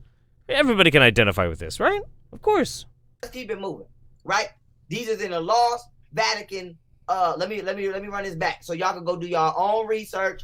Don't take my word for it. Lost Vatican manuscripts. Okay, let's keep it moving. Following several years of harassment, Jesus eventually told Judas he wasn't into that kind of thing, right? Now let's go all the way to the end. Let's go all the way to the end right here so we can get to the verses. Let's go all the way to the end. John. The book of John, chapter 12, verse 4. Now this is where they say it was the last straw for Judas to betray Jesus. This is, and I don't want you guys to get the wrong impression that I'm like trying to overhype this. I really mean what I'm about to say. This is one of the best things I've heard all year. This is one of my favorite things I have fucking listened to. And I am the Wingnut fucking master, okay? Like, I watch Ed Citronelli videos every fucking day because I love watching people get exorcised of the demons. Like, this is my life. I love this shit. This is one of my favorite things I've actually heard all year, okay? Okay? All right, let's go. Okay? Because we just going to go straight back to the Bible. Because I know some of y'all going to try to say, oh, well, how we know the manuscript is true and blah, blah, blah, blah, blah. Y'all going to have every excuse you want to make. So I'm going to bring your ass right back to this King James Bible. This is the book of John, chapter 12, verses 4 all the way through 8. Okay? Okay. Then saith one of his disciples, Judas Iscariot, right? Simon's son, which should betray him. Okay? Next verse. Verse 5. Why was not this ornament sold for 300 pence and given to the poor? See? This ointment. Now, this ointment that Judas is upset about is the perfume that the woman gave to Jesus and apparently had the whole motherfucking room smelling like goddamn perfume, and that upset Judas. Now, then he said, not that he cared for the poor, but because he was a thief and had the bag and bear what was put therein. Now, verse number 7. Then Jesus said, let her alone. Against the day of my burying, have she kept this? See? So Jesus is now telling Judas, leave her the fuck alone, nigga. Leave her the fuck alone. Period. Don't worry about why the fuck she gave me some motherfucking ointment, nigga. If it was against the day of my burying, nigga, she would have kept it. Mind your motherfucking business. None of your business. And Jesus is now getting into a heated argument about where the fuck this perfume came from and why Jesus ain't give that shit away. So Judas basically saying, why you keep the shit that bitch gave you? He putting pressure on Jesus. Now Jesus says, for the poor, always ye have with you. I'm sorry, this shit is so funny. Jesus is now saying, for the poor, always ye have with you, but me, ye have not always. So Jesus basically told that nigga, you gonna always have the poor with you, but you won't always have me by your side, Judas. So Don't worry about where this perfume came from, bitch. Mind your motherfucking business. Who gives a fuck if some hoe tries to come up here trying to give me some motherfucking nice smelling ass perfume? You trying to come up in here and tell me some fucking fine ass hoe can't come up to me in the fucking club and give me some goddamn cologne, some perfume, trying to make me smell fucking nice? You jealous ass motherfucker. Why are you trying to get up all in my business? Fuck you, Judas Iscariot, motherfucker. Fuck you. Don't get all up in my shit. Fuck you. Dude, I relate with Jesus so hard in this story right now. I relate with him. Dude, I get this. See?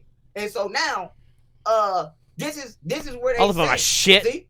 There's multiple arguments. There's multiple European scholastic arguments. Sure. But a good majority of scholastic arguments, okay, right here, is where they say Judas had enough. They say this was Judas' breaking point. They say it was at this point when Judas said, bitch, I'm calling to the Romans, and I'm telling the Romans, your bitch ass gonna be located right here on the day of the Passover. That's some bitch ass move though. For real. Though. Like Jesus gets some fucking fine ass goddamn gifts from some club hoe trying to be like, I love you, Jesus. You're just so fucking fine. Blah blah blah. She's trying to rub up on Jesus, give him some shit, and the dude's so fucking jealous he goes in and narcs to the fucking cops. That's some bullshit. I'm glad that motherfucker hung himself. Fuck Judas Iscariot, motherfucker. See? Shit. See? Sound like a motherfucker argument to me. All I want to know is how many niggas out there put pressure on their man because the house smell like perfume. Nigga, I'm not even gonna ask you why you smell. I'm just gonna assume you was with your girl or something. Nigga, what the fuck you mean? So Judas basically asked this nigga, what you doing with this perfume? And why the fuck didn't you get this to the poor? Jesus told that nigga, mind your motherfucking business, nigga. Because As he should. Mind your motherfucking business. Because As he should. If this wasn't a special day for me. And then he proceeded to tell Jesus, then Jesus proceeded to then tell Judas, nigga, and you better calm the fuck down. Because while you worried about the poor, bitch, the poor always gonna be by your side. I'm not, motherfucker. Mind your motherfucking business. So Jesus basically checked the shit out of Judas for trying to put pressure on him about this perfume. So Judas then said, you know what, fuck you, nigga, you going to jail. I'm calling your parole officer, and I'm telling your parole officer that you still be riding around with them pounds, bitch ass nigga.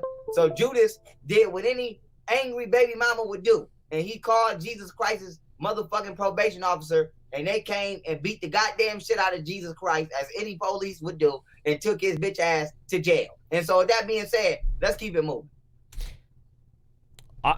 Look, okay. I think we got the gist of it. I think so. I think that quite possibly encapsulated the entire argument of what young Pharaoh was trying to say. Look, I agree with him. If you got some jealous ass guy coming up here trying to be like, look, this girl trying to give you gifts, trying to get up all of your good graces, I don't like that. I don't like that shit. Well, jealousy is never pretty on anybody, okay? It's not. It's important to communicate your needs and your wants with somebody who you trust. And if they don't respect that, then you shouldn't be in a relationship with them. That's just self-care. That's just logical conclusions on that kind of shit. So if Jesus wasn't going to be like, okay, well, I'm very amenable to that, obviously Jesus didn't care that much about Judas, and Judas should have just gone off and find a better relationship. That'd be more fulfilling for him. But he didn't. Instead, he betrayed Jesus to the Romans, Jesus got crucified, all that kind of shit. I'm with young Pharaoh on this kind of shit. I'm with him. Of course, all of this is made up and none of it is real. But if it was real, I would agree with him 100%. Let's keep it moving.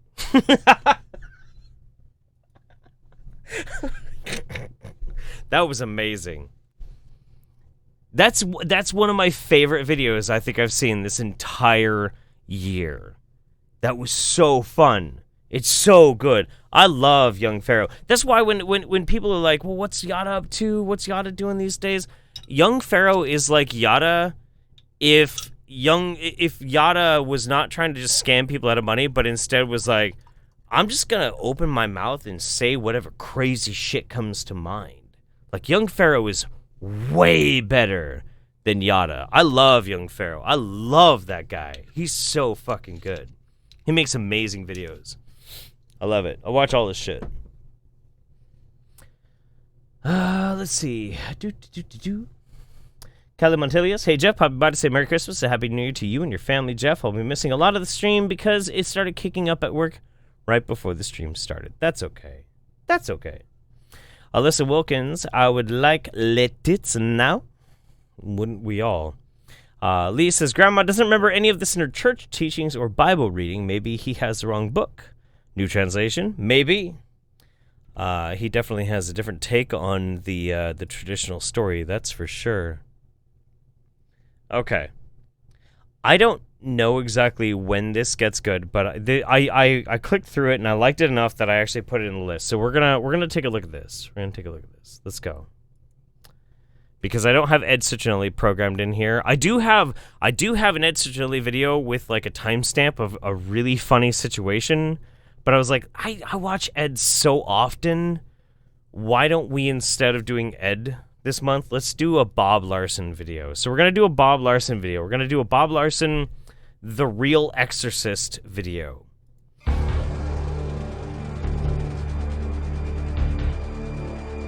Bum bum.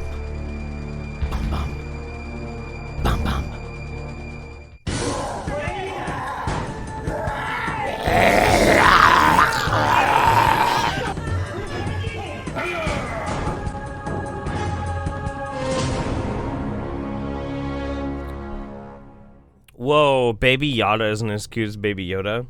Do you think young Pharaoh is Baby Yoda? That's actually pretty funny. I like that. Now we're gonna skip through a little bit. So to paraphrase a little bit of what's happening, Bob Larson is doing one of his seminars, and a bunch of people are in the crowd, and a random person apparently randomly happens to be possessed by a demon. Now, what's weird is, and look, hang on. Do we need to do an epic close-up for this one? I don't think we do. Do we? Look. I've been around for 37 years. Been around for 37 years. It's a long time. It's a very long time. And I have never actually seen anybody who is possessed by a demon. I've seen some people doing some fucked up shit, some crazy things, some crazy, weird, random stuff that just you could not explain. You're like, there's no rational reason why you would actually do that. But at no point did I ever think that those people were possessed by a demon. But for some reason, every time you have something like Ed Cicinelli Ministries or Bob Larson doing some sort of like seminar or something, people who happen to be possessed by a demon just are in the audience. It's the weirdest thing. I don't look 37. I don't look 30. Thank you. Appreciate that.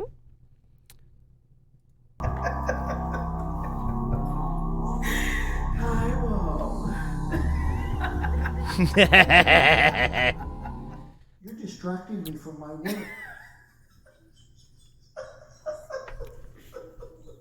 Is this your wife? Why would a demon go to an exorcist? I wonder that all the time. Why?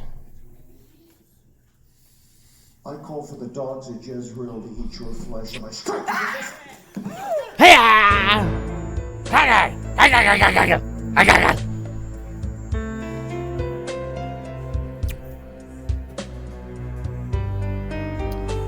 You guys stop flattering me. Stop it. Stop it. It's gross. I'm old. I'm crusty. It's fine. Let's go. I hate you. Oh. What's her first name? Elizabeth. Elizabeth? How long you been there, Jezebel? Since she was born. Since she was born. And how many generations do you go back?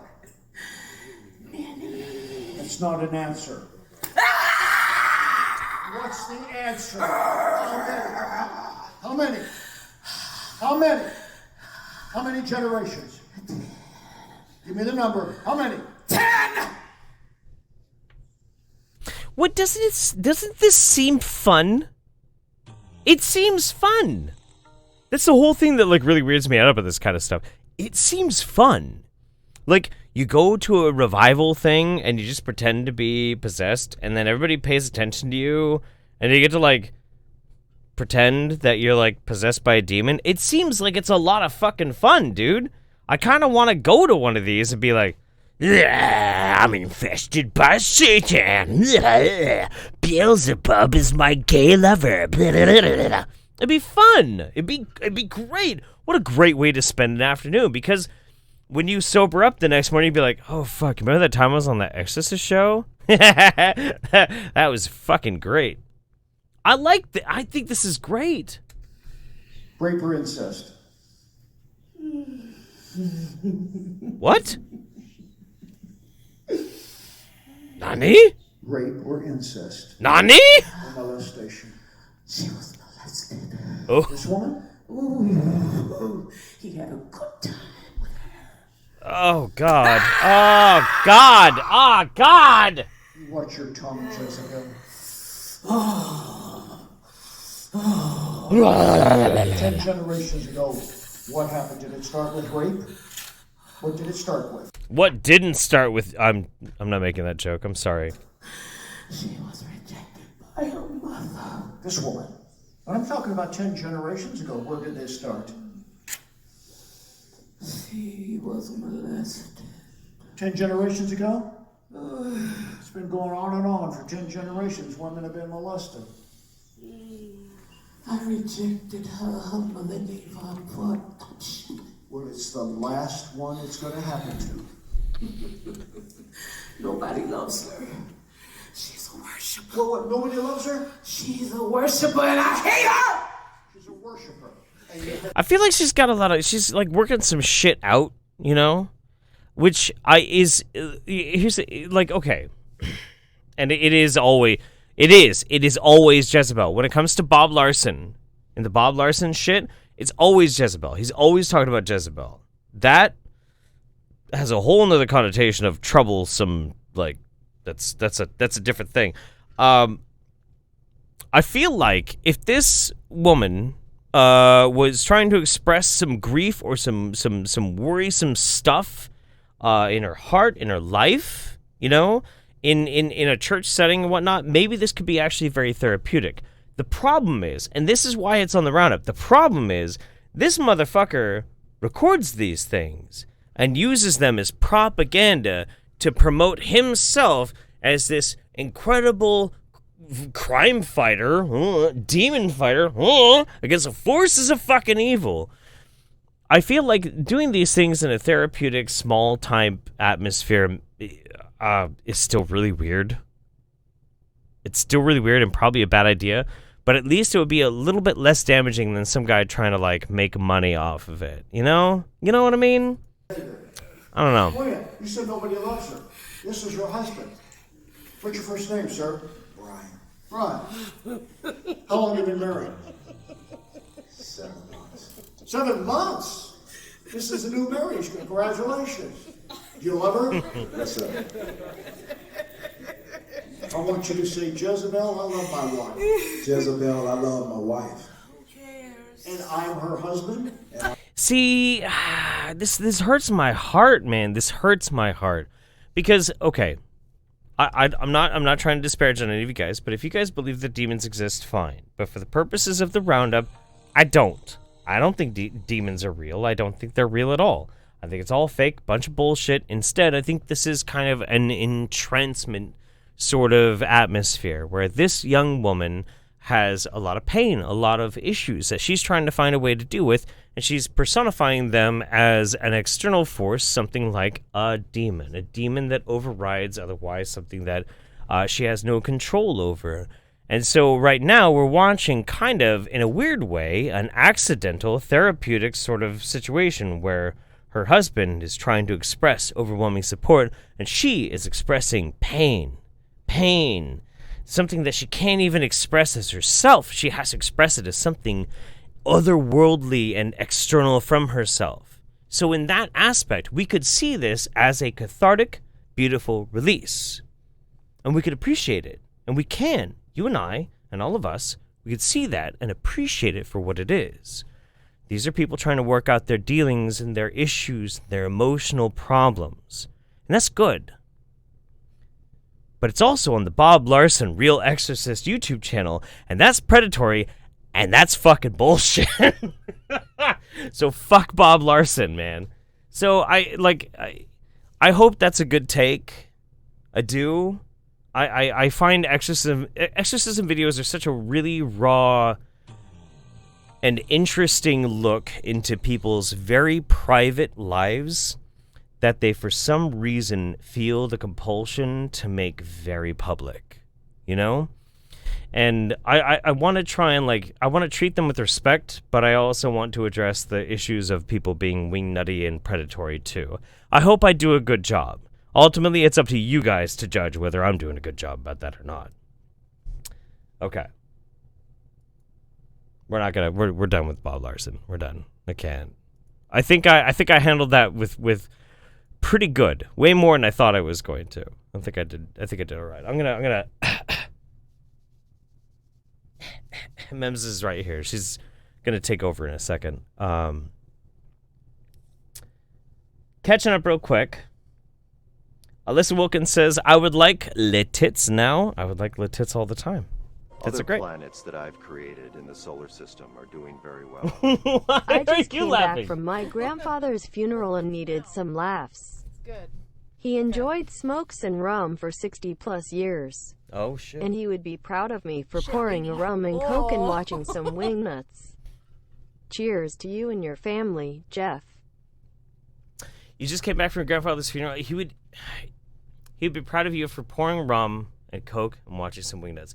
You know what? So what I'm about to do, I'm gonna catch up on the Streamlabs really quick, but I'm also gonna go while I'm out there. We do have some rum. I never drink rum. I'm not a rum guy.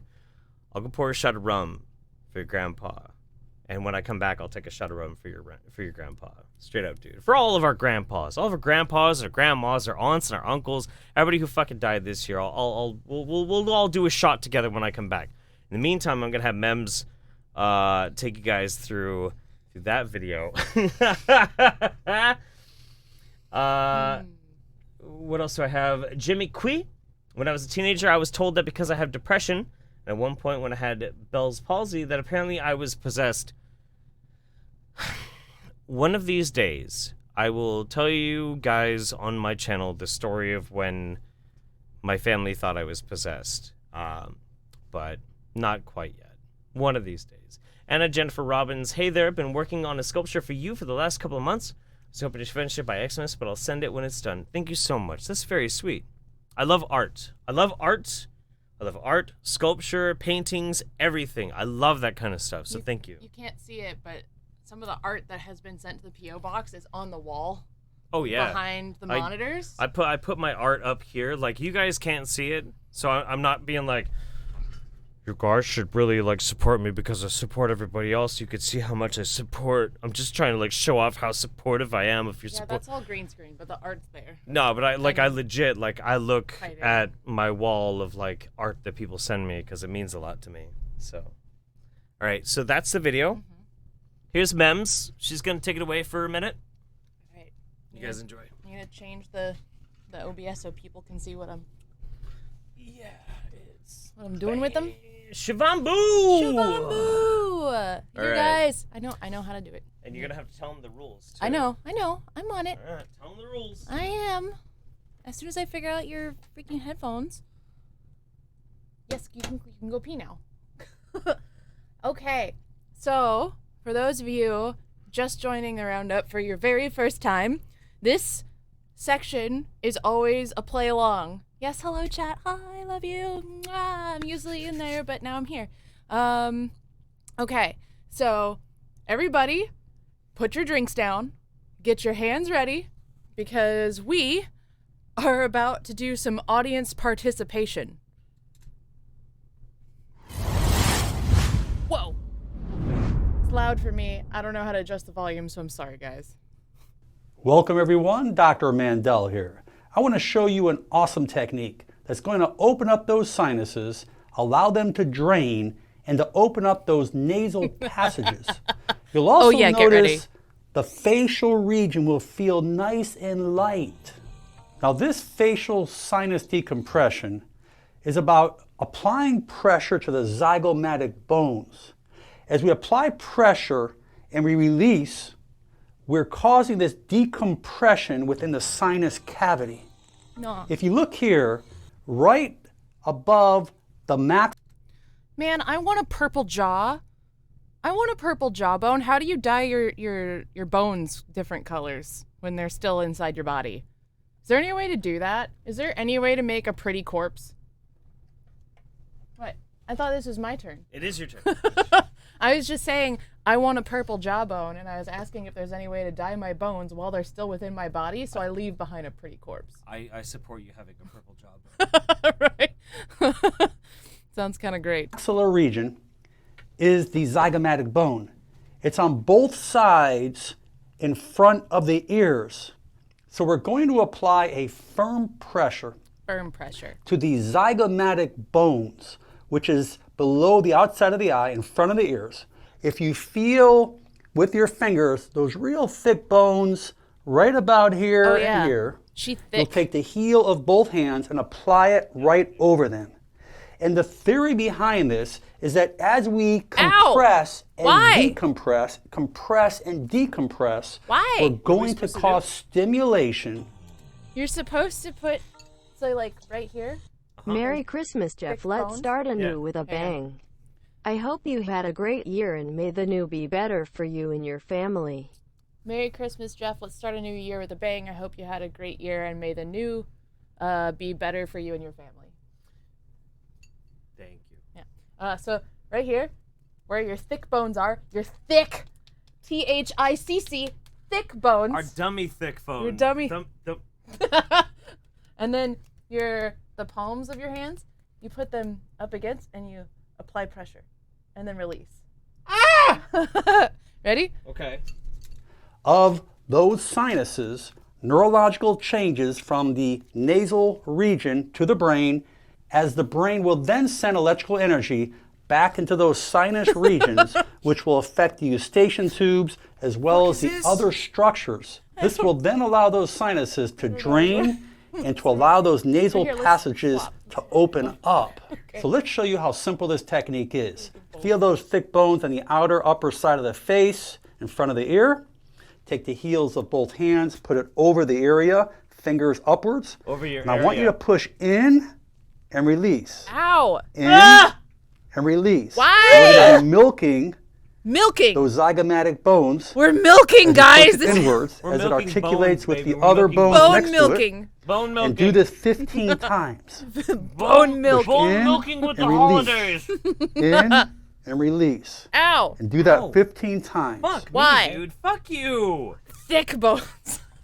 And you'll feel pressure change as you continue to do that. I feel something changing. It's called my integrity. Now, you're not going to believe those changes until you experience it. You're not going But to I believe can promise those you, changes the until you majority of people will believe it. feel changes. Oh, we have champagne? This can take up to 15 minutes thereafter. You can do this technique as often as necessary. Let's go. This is safe and yet very effective. Please share this video with your friends and family. Leave your comments below, and that means that all of you are now friends and family. Wait, that was the only one? What, for him? Well, no, like usually in those things there's like 3 or 4 exercises. There was only one this time? There was really only one. It was just fucking face squeezing. Yeah. I tried to find a better one, but all of them were pretty similar. Can we do more guessing?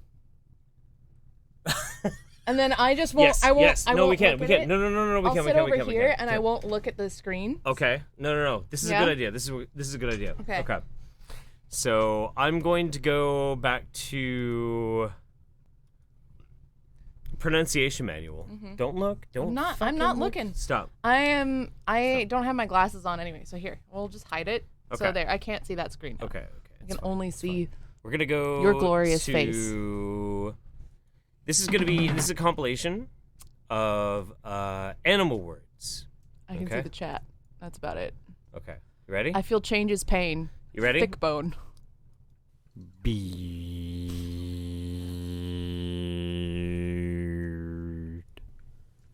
Beard. Wait, what's the theme? Animal words. Animal words. It's a bee? Do you need it? Do you need? Okay. Yeah. Play it again.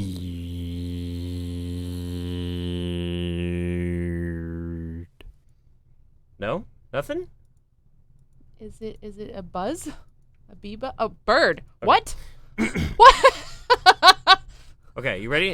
No, this is gonna be hard. This is gonna be very difficult. Okay, so I want you guys to pay attention really closely. Crikey barracuda. Okay, hang on. Crikey barracuda. All right, type it in the chat. Type it in the chat what you think this is gonna be. Crikey barracuda. Crikey barracuda. All right. Crikey barracuda. Crikey barracuda. What could it possibly be? Crocodile? Crocodile? Mm-hmm. That's a good guess. That's a very good guess. That's not it, though. No. Okay, it's not crocodile. No. Crikey barracuda. Kookaburra! Oh my god! Okay. All right, we're gonna do one more and then we gotta move on. Alright, then I'll give you your shit back. Sashrinapa. Nishrinapa. Shrimp. Sashrinapun. Yes! This is great. I feel like we could live stream us playing this game on New Year's Eve. We could probably just do nothing but a live stream of fucking around with this kind of shit. Yeah, It'd be great. yeah, let's do that on New Year's. All right, one more. You ready? Yeah. Quantuio. Quantui. Nyo. Nyo. Quantuio. Who was it? What is it? What is it? Can you guess? Try. I want to know what you think. Play it one more time. Oh, fuck. All right, hang on. Don't look, though. Don't look. Pulling it back. I'm not looking. Quantuio. Quantui. Nyo. Yeah? What do you think? Quantuio. Quantuio. Come on. It's an animal word. Fuck. What possibly could be an animal that sounds like Quantuio? I don't know. No? No, what is it? Okay, yeah, all right. Oh my god! The fuck out of my studio. I want to take your wine now. Can I steal the champagne? Yes. Fill it up and then bring it back, okay? Okay. Get yourself a big ass glass and then bring it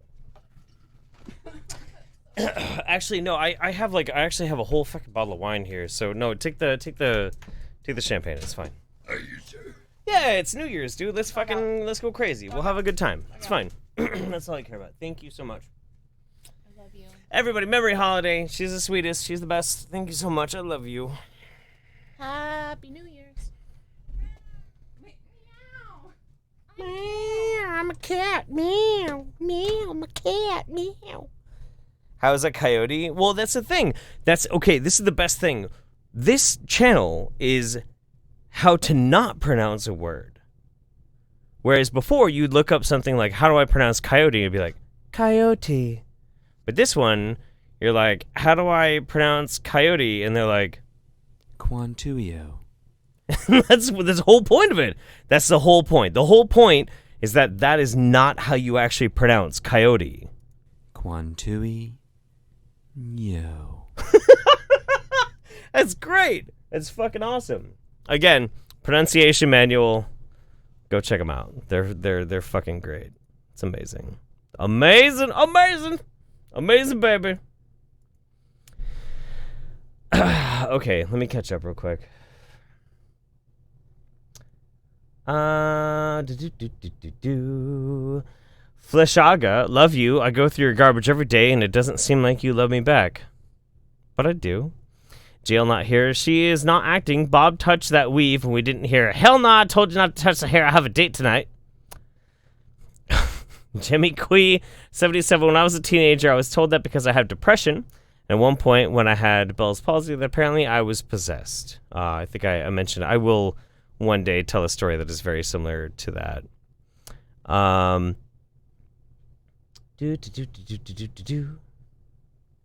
Oh, I was supposed to get a shot of rum. I'm gonna tell Mems to get me a shot of rum. I'm sorry. I was supposed to do that. I promised that. Yeah, let me text her real quick. To memory, pour me a shot of rum, por favor. There we go. We'll do that. Jack the Raven, I've been learning how to customize dolls. It would be creepy if I made one of you and sent it. No, dude, I would love that. That'd be great. Yeah, send me your art. Send me your fucking art, dude. Send me your art. Send me your art.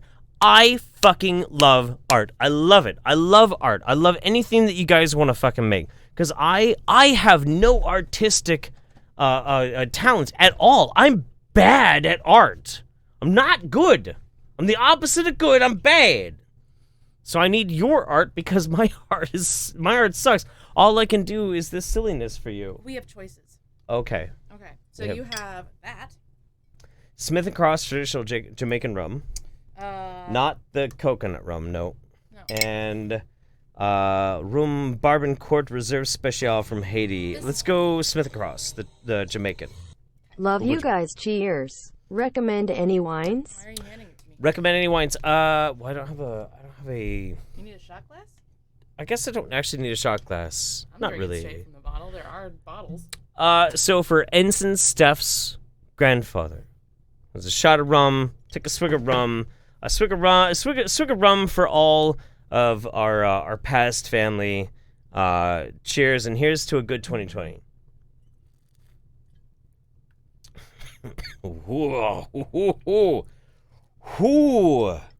I like how it.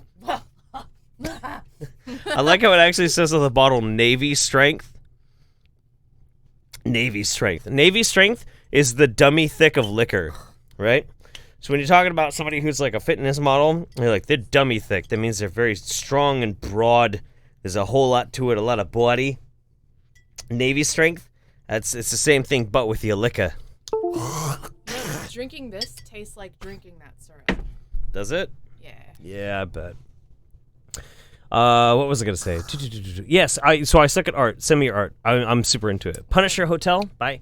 I have some 17-year-old rum. I'll take a shot too. Fuck yes. Kai Gunners. Merry Christmas, Jeff. Let's start the new year with a bang. I hope you had a great year.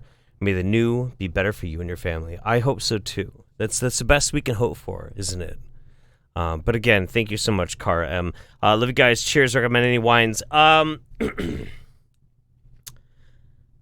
No. It's it's not that I necessarily can recommend a good wine. What I will say is this: when you're trying to find wine that works out good for you, because everybody's very different. Everybody's very different on like what kind of wine they're going to respond very well to.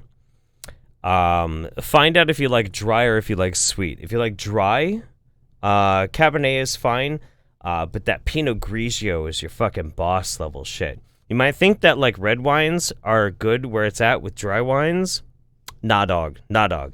Get that Pinot Grigio. Get that fucking dry ass motherfucking shit. Even if it's cheap. Even if it's cheap as shit.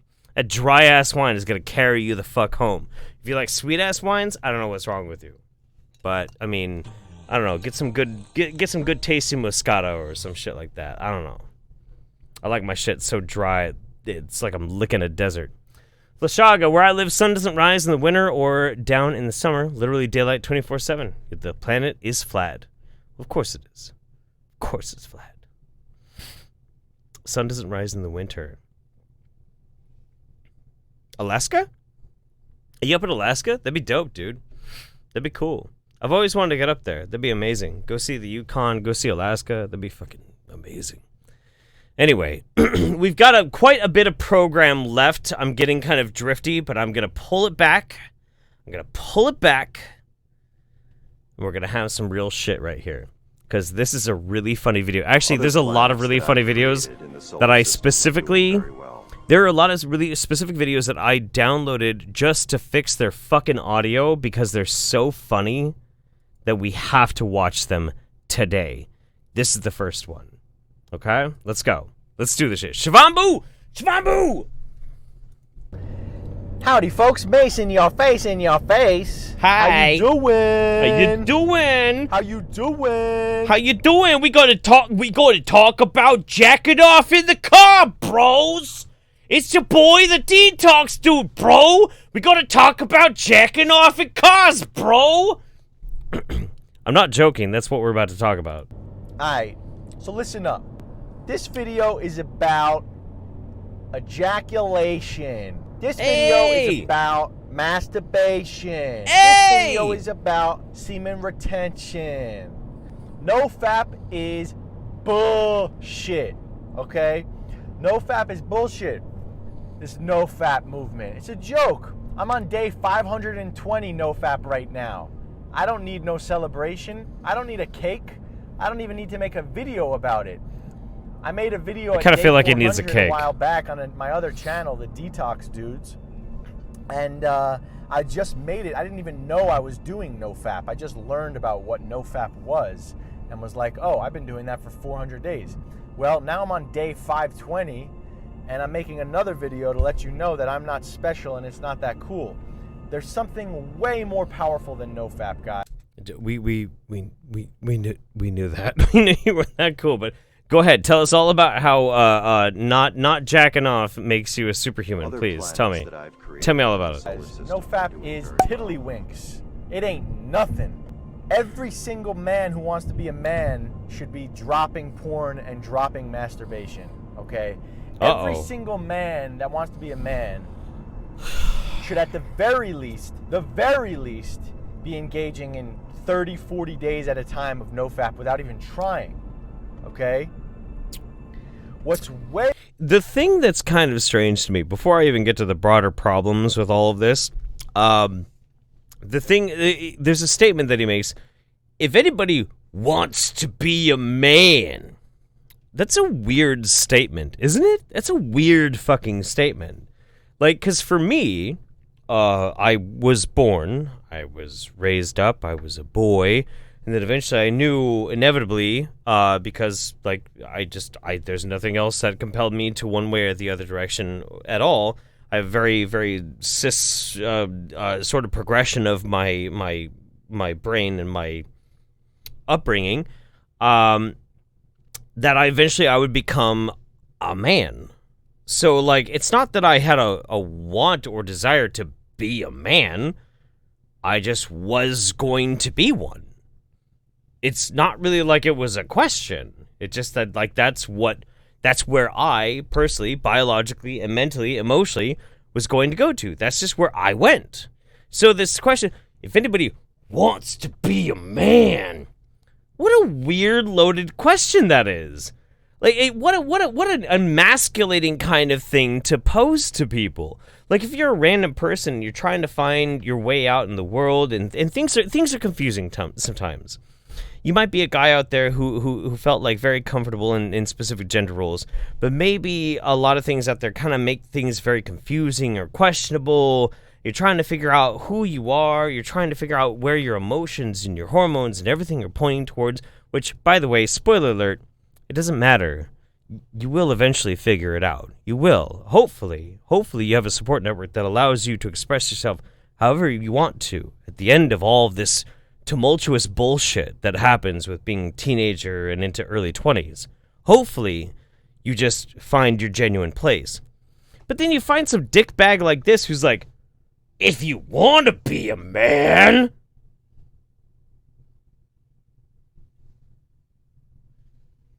who the fuck are you? What the fuck? And his answer is, if you want to be a man, don't jack off. Holy fucking shit, wow! Way more difficult, way more potent, way more impactful on you and the people around you, and quite frankly for the planet,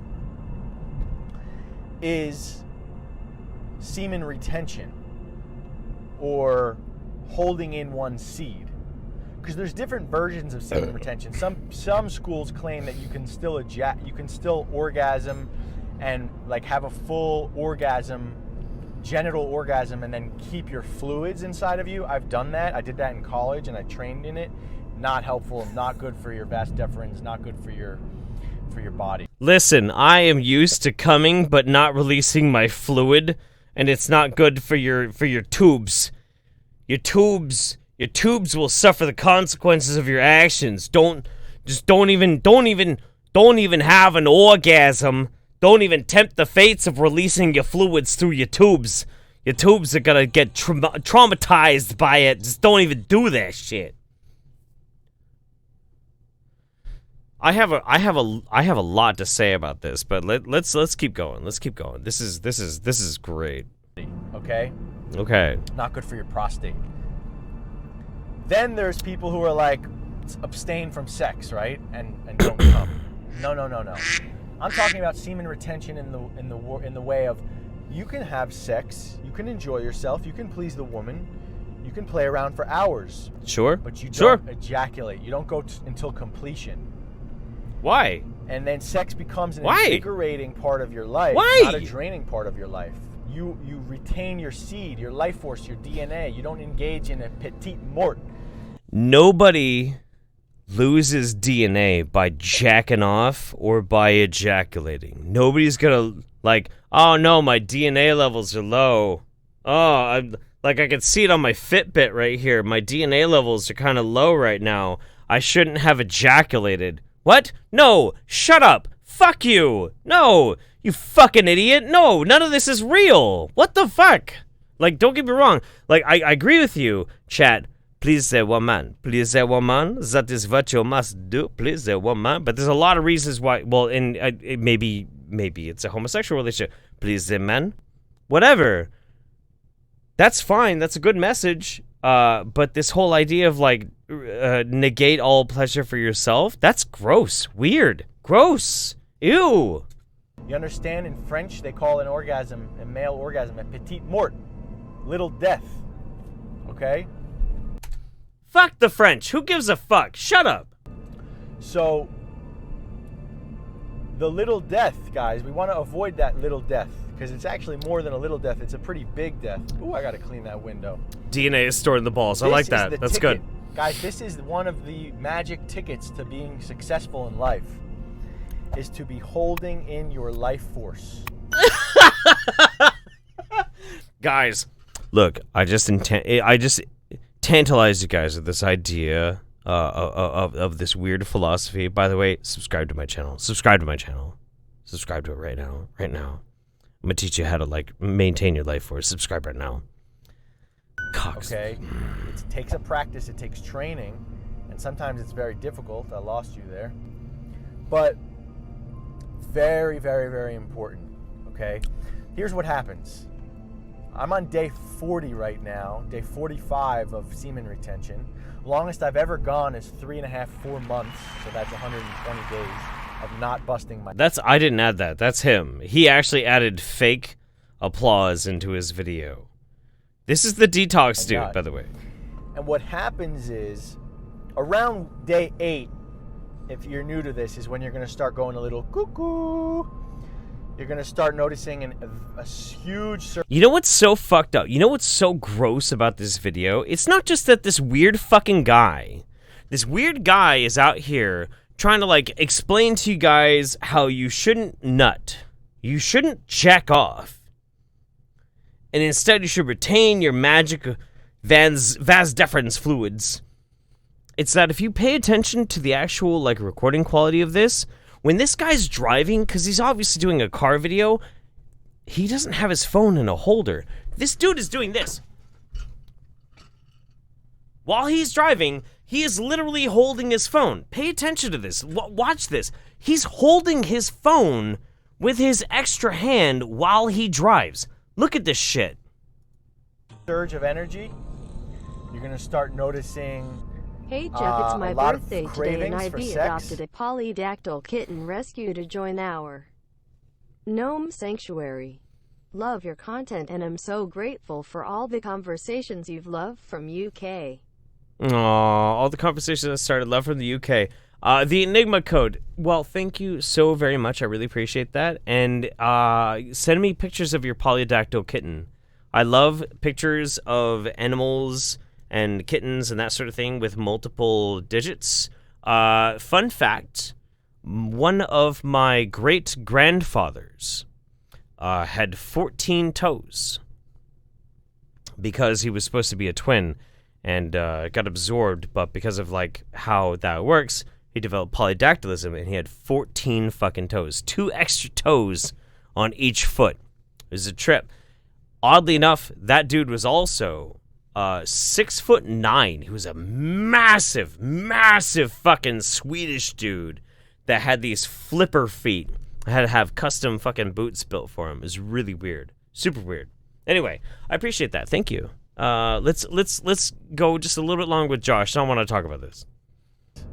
You're going to start craving a lot of different variety of women, old and young, big and small, No. black No. and white. You're going to start basically just becoming more attractive, becoming more juicy yourself. The look that the vibration that you will carry will be one of more intensity and capacity for more voltage. Okay. And he did make another channel just to like rant about these inane fucking things. But let me talk about this for a second. I wanted to talk about this a little bit because this has been like infesting into the public consciousness quite a bit lately. Something about like sexuality and sensuality and that sort of thing. Look, there is nothing wrong with expressing yourself and engaging in healthy sexual relationships. It is a good thing. It's a very good thing, because I have some news for people. Life is disgustingly, painfully, horribly short. Horrifically short. And by the time that you realize how short life is, most of it has already passed you by. It has. You have to find ways to try and maximize your experience, your love, your accomplishments, while you have the ability to do so. It's important to do that. It's very important to do that. Because as much as it might seem like people are blowing smoke up your ass, the next thing you know, in a flash, holy shit, how much time passed. It happened to me. I thought everybody was blowing smoke up my ass saying that doesn't actually fucking happen. It does. It does. So when somebody says, like, you just need to retain and hold off on your pleasure, I get really suspicious. And I'll tell you why. Historically speaking, throughout the years, and we're talking centuries, if not millennia, there has been a concerted effort by people who generally tend to be people in charge or in control. We're talking ruling, elite, maybe priestly, clerical caste sort of people, if not royal caste people, that try and control the way that other people express their love, including the way they fuck. This is true. You can analyze this and look back across the ages to see that one of the most foremost way you can control a population is if you can control the way they express love physically with each other. It's very true. Very, very true. In the most best case scenario, none of this should even be remotely close to either the government's business or anybody else's business. It's just a simple expression of how people choose to engage in relationships as long as nobody's hurt and everything is legal. But you will always have, either religious institutions trying to tell you in which ways things are the prim and proper way to do it, or wingnuts trying to capitalize on ways in which they can control certain aspects of how you express yourself. Because if they can do that, if they can convince you, they can convince you of anything. Because I tell you what, when it comes down to it, if somebody tried to be like, well, it's not appropriate that you enjoy that sort of... Fuck you. No, absolutely not. I can't co-sign on this stuff. It's ridiculous. It's all about control. It always has been. Okay, so I wanted to have Mumbi in this for the end of the year. Oh, wait, do I need to catch up real quick? I think I do. Okay. Kilo says, I just got off of work after a customer would not get off my phone until an hour after we close.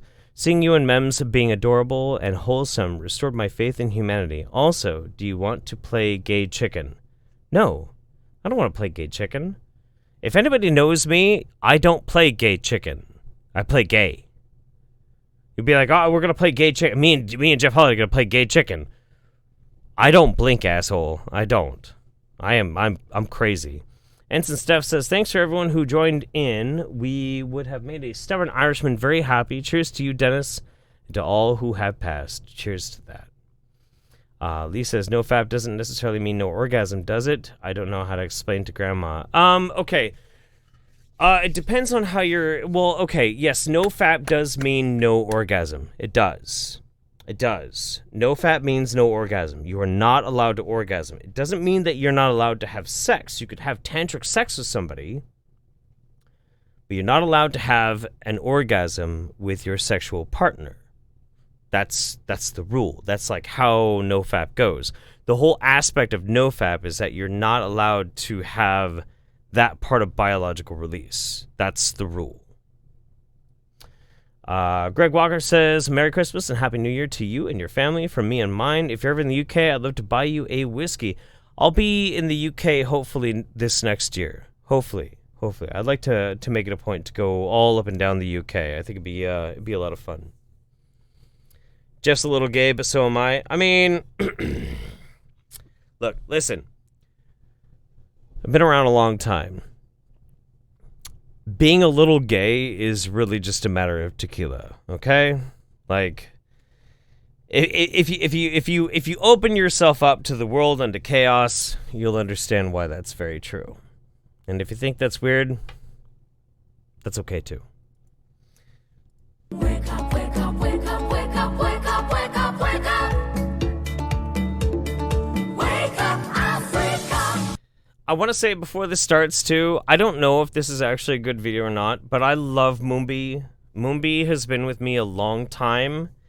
I really do care about Dr. Moombi. Even if I make fun of her sometimes, even if I think sometimes she's a dickbag because she's an anti-vaxxer, it doesn't matter. I actually have a lot of love for this woman. I really do.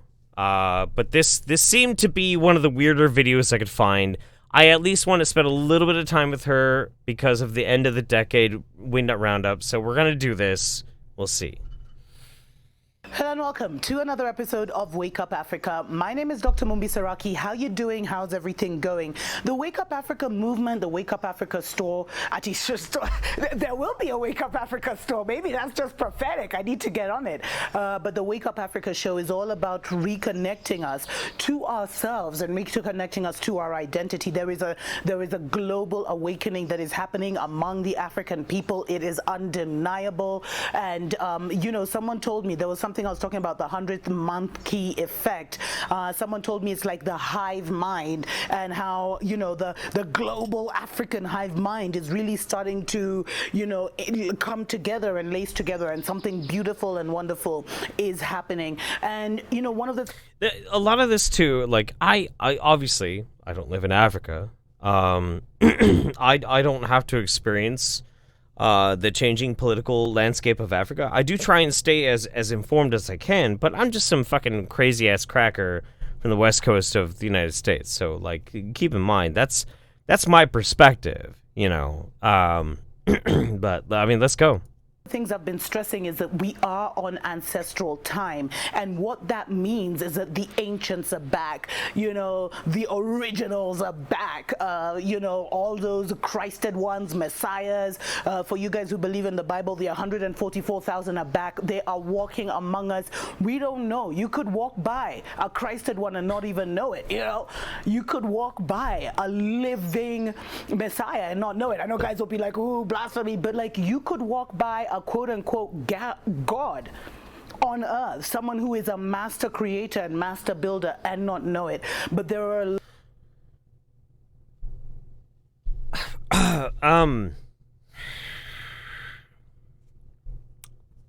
fuck it, no. a lot of people who are here on assignment because we are in a serious spiritual celestial war, guys, that is kind of reaching ahead. It's reaching a certain level, and I really don't know sometimes how deep to go with this, but let me just explain. Go as fucking girlfriend, go as deep as you fucking can.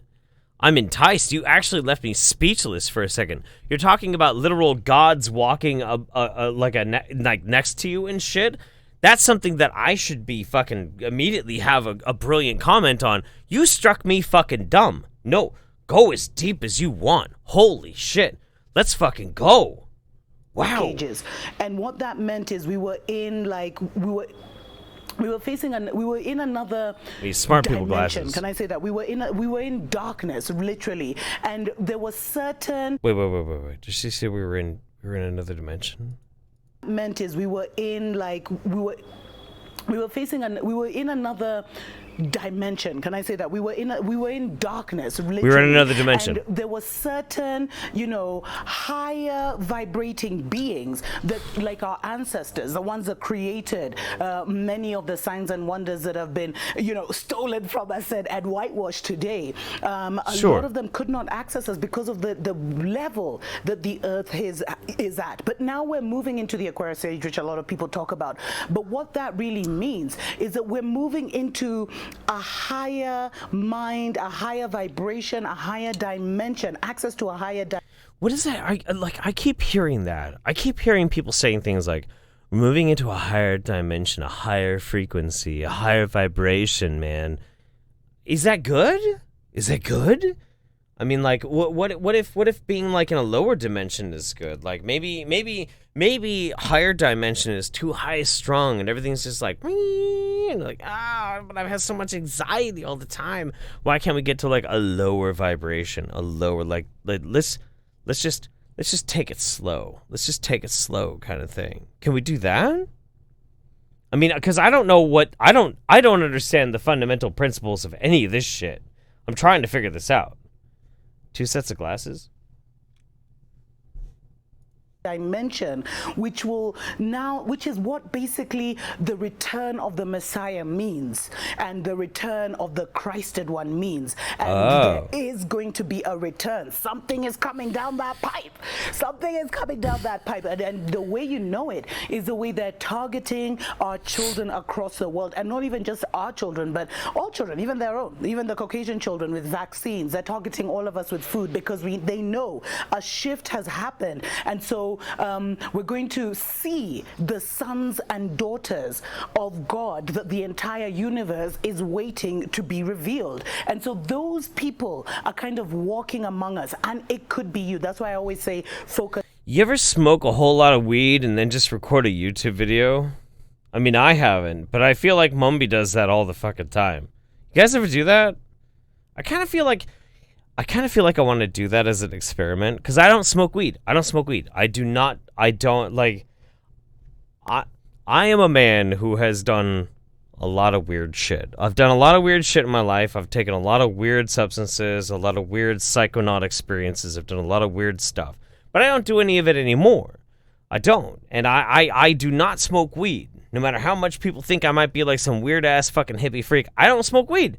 I kind of like the idea of maybe I should do an experiment, because it's legal here in Oregon. Get really baked and try and watch a Wingnut video and make a video of me trying to watch it. It's probably just going to be me being like, that's dumb. Whoa. That's probably all it would be. Focus on yourself, grow yourself, work on expanding your mind, work on expanding your heart, because really so much is judged on your heart consciousness, where you really are, where your intentions are coming from. So really work on removing that and clearing that out. And, I think there's somewhere in the scriptures that says, be careful who you entertain, because you could be entertaining an angel. There are angelic beings who have incarnated at this time, who are living right now, and they always say, because we're at the time when a great Messiah is about to be reborn or is walking among us. Let me not say reborn, because maybe he's already here or she's already here. Some of you ain't ready for that. Let me just look. Maybe it's Dr. Mumby. Maybe Doctor of Women's Studies, Mumbi Saraki, is the Christ figure. You don't know. Oh, you don't know. Just saying. Road trip, come visit. Let's make a bad boys bromance. Listen, Mary Maple Man, previously known as the Beardbarian, I have every intention of coming up to Vancouver, British Columbia, in March, and you and we are going to have ourselves a fantastic time. It will be amazing. I'll make a big to-do, and any of the Canada fam over on the West Coast will do something. Mumbi looks so fucking serious. Should we give her just a little bit longer? Just a little bit longer? This is a weird video. It's weird. I don't know if it's good.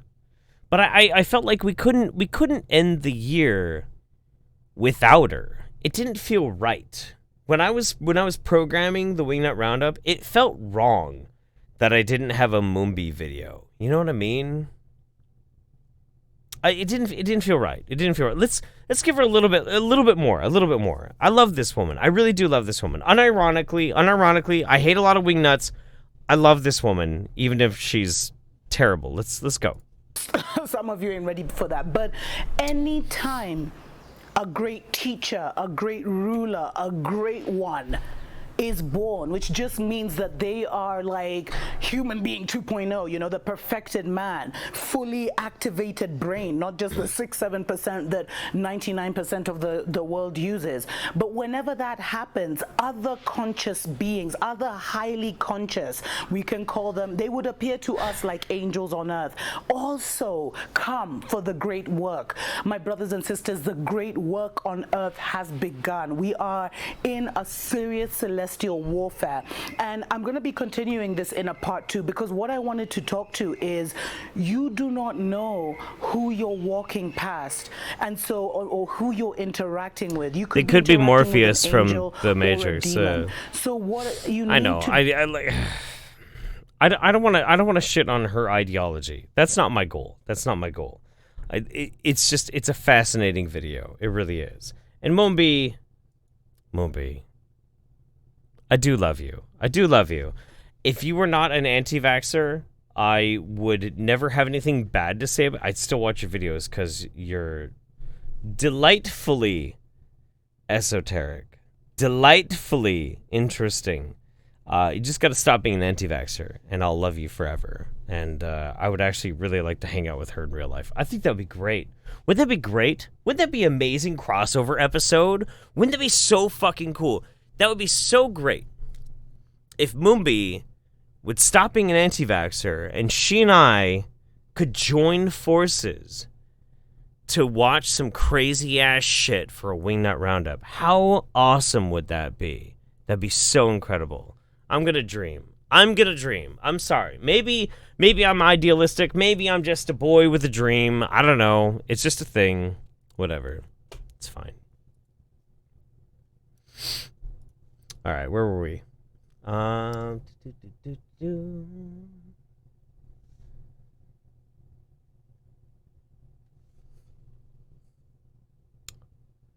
can't remember where I left off. Oh,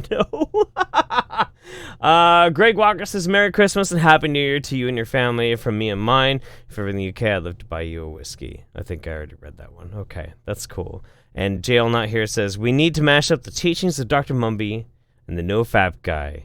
Release what is held into the inner parts of our being when the time is right to see God. That's right. You need to see a Shane Dawson / Jeff Holiday crossover. That would actually be kind of fun. So I like a weird aspect actually, because I've been watching YouTube and even the YouTube celebs before YouTube existed. I actually was watching Shane Dawson when he was a teenager. I don't actually really necessarily like Shane Dawson's videos these days. It's not my shit. Not into it. I don't dig that kind of stuff. But I'm very happy for the guy. Very happy for him. I think it's great. But I know he likes weird conspiracies.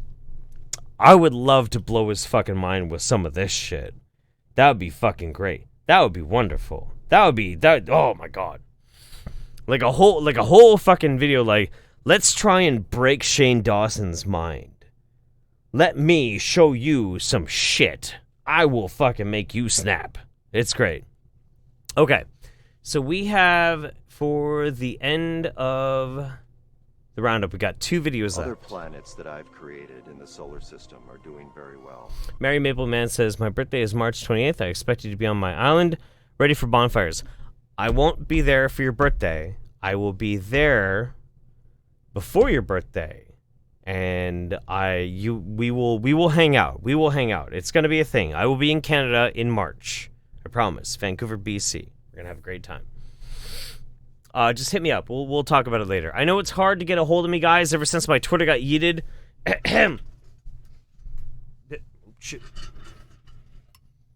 Hashtag free pee pee poo poo. I get it. It's fine.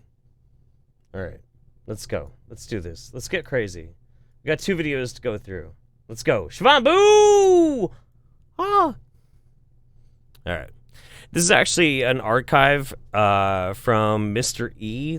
Nobody makes transvestigation videos anymore, and it actually really bothers me. So, here we go. Hey guys, today we're going to look at the Big Bang Theory, one of the most popular TV shows in the last 10 years, still going strong. This, of course, has a very strong science aspect to it, or shall I say scientism, false science, the religion that these people believe in of a godless universe, a Big Bang Theory, evolution, all these kind of things. So that's one aspect of this show, the propaganda. Pretty much as soon as you, like, say there's no God, you immediately become transgendered. That's how these people think. And there's a lot of Illuminati trannies, as usual. So let's start out with the most obvious one, the main female character.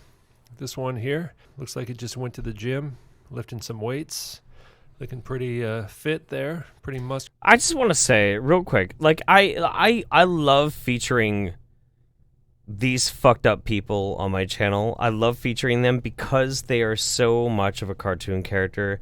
But big love to my fucking trans fam, to my trans my trans viewer base and whatnot. Massive respect and love to you guys. Like I don't want anybody to get the wrong impression. I have a lot of love for you guys, a lot of understanding, a lot of compassion. When I feature people like this, it's only because of how stupid they are. Just so we're all on the same page. I don't want anybody getting the wrong impression, okay? So let's enjoy these people because they are literally mentally fucking ill because they think how disgusting as they do. All right? Muscular. Critics would say, oh, that's just a strong woman. I would say that's a strong man, actually. Look at the waist. It's a male waist, male hips, and wide shoulders. How? Hip to shoulder ratio indicates this is a man bending the body a little bit, so it's got some curvature on the right, but not on the left. On the left, that's the waist and hip region of a man. And this dude's idea of what a woman is comes from watching Who Framed Roger Rabbit, okay? Like, I'm sorry. Say trans rights? Trans rights, motherfucker. Trans rights. You will never have any problem getting me to say that fucking word. Trans fucking rights, dude. Trans rights. Any other YouTubers who I used to hang out with who have a problem with this, suck my fucking dick. Trans rights. Clip that, send it to them, tell them to fuck off, all right? Let's go.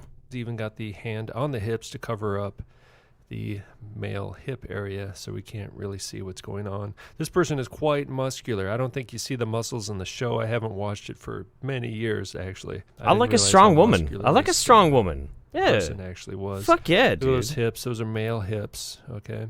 Kind of bending the butt out to the right a bit, but still, you know, trying to get that female hip look without actually having female hips. Now, women, athletic women can develop muscles, but it's usually very isolated, just around the... Oh, so athletic women can develop muscles, but they're usually very isolated. Okay, where are they isolated? In the baby-making vicinity? Where are the muscles? Bicep, for example. But this person has muscles kind of everywhere, well-defined, spread out. There is no curvature on those hips whatsoever. See that lean body, not much body fat there. And look at the back. See that low butt? There's even a tattoo of a moth, which I believe... A low butt? A low butt? Is a low butt a sign of masculinity? Because let me tell you something. My ass sits pretty fucking high. It is a perky, juicy, delicious man butt, okay? You can kiss my ass. You can suck my fucking dick. I believe is some kind of... MK Ultra kind of sign, and then you got the sloping back forehead, of course. And this guy apparently dated this one, I guess, for a while. I think he dated some of these trannies on the show. Cover of Cosmo, and look at where the hands are. All right. I'm done. I love it. I love this kind of shit. It's so absolutely ridiculous, out of control. I love it. I love that kind of stuff. I'm sorry. Like, I know a lot of people see these types of things and they see it as like something that is incredibly offensive and ostracizing. I don't think so. I don't fucking think so. I don't think that you necessarily have to see these things and see it as ostracizing at all. And I'll explain why after this thing pops up in just a second. Other planets that I've created in the solar system There you are go. doing very well. Hey Jeff and Mems, as always, all the best from Windmill Country.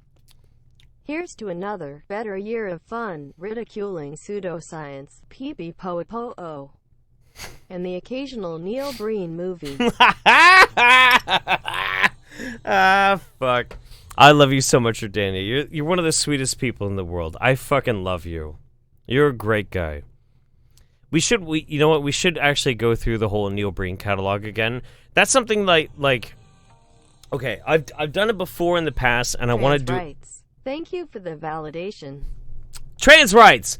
I've done before in the past for a long time. Which is I tend to watch a lot of Neil Breen videos with my patrons. But I also encourage my patrons to patronage and to buy the films of Neil Breen as well, because I love him, and it's a great way for us to all to bond. But Jeff, I'll be real with you. We're one day away from payday and apt broke, but you need another $10 for trans rights. Trans rights! Thank you. Lucy thanks you. It's fine, dude. Don't worry about it. It's fine. You know, I'm not doing it for fucking. I'm not doing it for like acceptance or money or anything like that. No, fuck, dude. I do it because it's fucking real. I've had so many friends, so many fucking friends over the past 20 years or so be involved in the trans, the transgender, the alternative, bisexual, gender fluid kind of crowd, all this kind of shit. For a time when I got immersed in a type of political YouTube in which maybe I lost sight of the things that were actually important to me. And that is a dark moment on me. It is not a low moment for otherwise something else that I do. It is what it is. I just want everybody to be as happy as they can be. As long as nobody is hurt, as long as everybody is like moving in accordance to the law, the most maximum ability that we can have, the most brilliant and beautiful expression we can have as a country, as a people, as a world, as a species, is that if it harm none, we support everyone's journey to try and find happiness. And that we, as a species, support everyone's efforts to be happy. Flat out. Flat out. If it doesn't inconvenience you to try and help another person be happy, why in the fuck would you actually not do that? It's not a, is it inconveniencing for you to do this? No, it's a, if it would make somebody happy, why would you not do that? That's where we should be thinking from.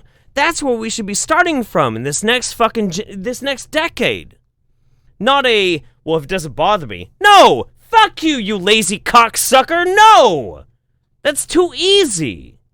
Let's start 2020 with, if it doesn't hurt me in any way to help that person be happy, then I should do it. Let's do that! Do that! It costs you nothing! It costs you nothing, it costs me nothing, and it helps somebody else. And God willing, that person, if they find something that you are having trouble with, they then support you. And together, all of us, all a giant, beautiful family of a species, all hoist each other up, and somehow we manage to fuck our way through this bullshit, this horrible, horrific garbage we have to deal with right now. Somehow, together, we can make it through. Let's do that. Why not? Anything else just seems like a bunch of bullshit, man. Why would we not do that? Seems like a bunch of fuckery to me.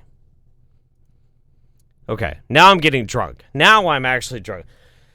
I'm going to be honest with you guys. I've been drinking for a while. I'm a little screwy. A little messed up. A little bit. We're almost at the end of the Wingnut Roundup. I have one more video for you guys. There's one moment in this video that made me decide to choose this video to be the last one that we watch for this decade. Okay? This might be a bit of a quest that I'm asking of you, but I'm asking you now, right here and now, to sit with me through this video until it becomes really funny. Okay? Let's do it. Let's do this shit. We're gonna Shivambu? We're gonna Shivambu. Alright, let's go. Let's go! This is called Aged Urine Enemas Syringe Work Mega Cleanses Purifies the Skin and Liver. Let's go. Hello. Just readjusting. I am drunk again. I'm sorry. I'm drunk. I'm sorry. I'm drunk. Hello. Howdy. How is everybody? There's a beautiful Sunday. The weekend is nearly over, huh? So, yes, the weekend is nearly over. God, I'm doing a lot of videos on aged urine lately as I come back to the wonderful aged urine. The most powerful human modality is my bias on it. But yeah, I think this one's important too. If you watched last night, and it was pretty cool, go and rewatch that on drinking aged. Scientist Mel, I miss you on Twitter so much too. You absolute sweetheart. I love you so much. You are so sweet. You know what? We'll find a way to communicate otherwise. I love Scientist Mel. Go check out Scientist Mel on YouTube. She's fucking great. She's amazing. I want everybody to understand, as we're watching this video, this is the last Wingnut video we're watching of the decade. But this may seem a little bit innocent. I want y'all to understand, this guy made the conscious decision that he's going to put out for the entire world, for an entire 7 billion people in the world, he's going to say exactly what he's going to say right here. Listen to this. Urine and how it transforms your consciousness. And it does. And this was just a couple of weeks old. Sure. And now, I added in, yesterday, on top of drinking it, I also did enemas with it, right? But I do my enemas a little different to the traditional. I do it like Monica Shu, the wonderful Monica Shu, who you guys may know in the Unified Community. Somebody's saying this has one view. I downloaded this. I fixed the audio so we could actually hear it. It does actually have more views on the original upload. So got a lot of us into aged urine, including myself. I wouldn't have wrote the book if it wasn't for her, so thank you very much. And doing stuff, but she talks about instead of doing the enema, like buying the enema bags, because you know they're big and bulky and they're 1 to 2 liters. You know, do the small stuff and buy the 60 millimeter plastic. Oh no, yeah, plastic syringes. Bit nasty. You can see the end of that. It's a bit yellowy, a bit disgusting. Sorry, I shouldn't say that, but it's got a nib on it. So I never touch the nib. The outer bit's different to the inner bib. So anyway, I do that, and I don't do enema bags. I haven't actually got an enema bag. After my parents kept chucking it away. I was into enemas last year, so I bought like 3 or 4, and every single one my dad found he chucked away. So I had a. Wait. Hang on a second. I'm drunk too. It's okay. Love your channel. Thanks for the great content over the past year. Looking forward to more in the future. Happy New Year. Kristen. Thank you. That's very sweet. It's a very sweet message. Can we step back for a moment? Can we step back for a moment and appreciate that this young man who is chosen to put his opinions and his thoughts and his feelings onto the internet. And look, he didn't just put this onto YouTube. The reason I found this guy is he also is an active participant in a Facebook group called Aged Urine, the Philosopher's Stone, Activated Orange Shivambu, blah, blah, blah, blah, blah, blah, blah, blah, blah. Like, this guy wants people to see his message. And here I am with 109,000 subscribers. I'm willing to put his message out there so all of you can see This is what he wanted. Him explaining how one of the biggest problems in his life is he keeps trying to squirt piss up his butt, but his dad keeps finding his enema bags that he uses to squirt piss up his butt, and his dad keeps throwing away his piss enema bags. Because parents just don't understand. Solution to that, I did what Monica said, and I bought like in the UK there's a pack of them, like 20 you can buy for £10. They're pretty cheap anyway, so I bought that and I used them all up. And then no, sorry, I didn't use them up. I got chucked away too. They're reusable, by the way, these things, and I got another pack and I got loads of spares now, so if it gets chucked away. But the thing with this is, it's not an enema bag. You can carry it anywhere. I literally carry it around in my pocket. You know why I carry it around in my pocket? Like on the passenger seat, wherever I go, I carry it in my pocket, because if I want to do a fresh urine enema, which is just as good, I won't talk about that so much, the aged urine, but if you wanted to do a fresh urine enema and, you know, you're in a place where you've got no aged urine, you're travelling around the place, yeah, you could... Let's say you're at the club. Let's say you're trying to groove up on some hot bitches at the club. You listen to some Little John and the East Side Boys, to the window! To the wall! To the sweat drop down my balls! And you just feel like you need to squirt piss up your ass. It'd be nice to have an ability to just fill up a giant horse syringe full of piss and put it up your butt. That'd be amazing. It'd be great. It would be. Wouldn't it be utilitarian? But parents just don't understand. They don't get it. They don't get it. They don't understand. They think it's weird. There's a thing coming in. It's going to go right here. See? Jeff, I hope that is white wine in that bottle and it hasn't been swapped out for anything. What wine? Aged. Have a great new year, and here's to a great and roaring 20. There's no aged urine in. There's no aged pee-pee in my white wine. I promise me. Promise me? No, I promise you. I promise you. I know that song. No, I promise you. I promise you. There's the I will treat you well, my sweet angel. So help me, Jesus. No, there's no aged urine. It's just all white wine. I was going to eat a bunch of shrimp cocktail tonight, but I didn't get a chance to go buy some, so it's very sad.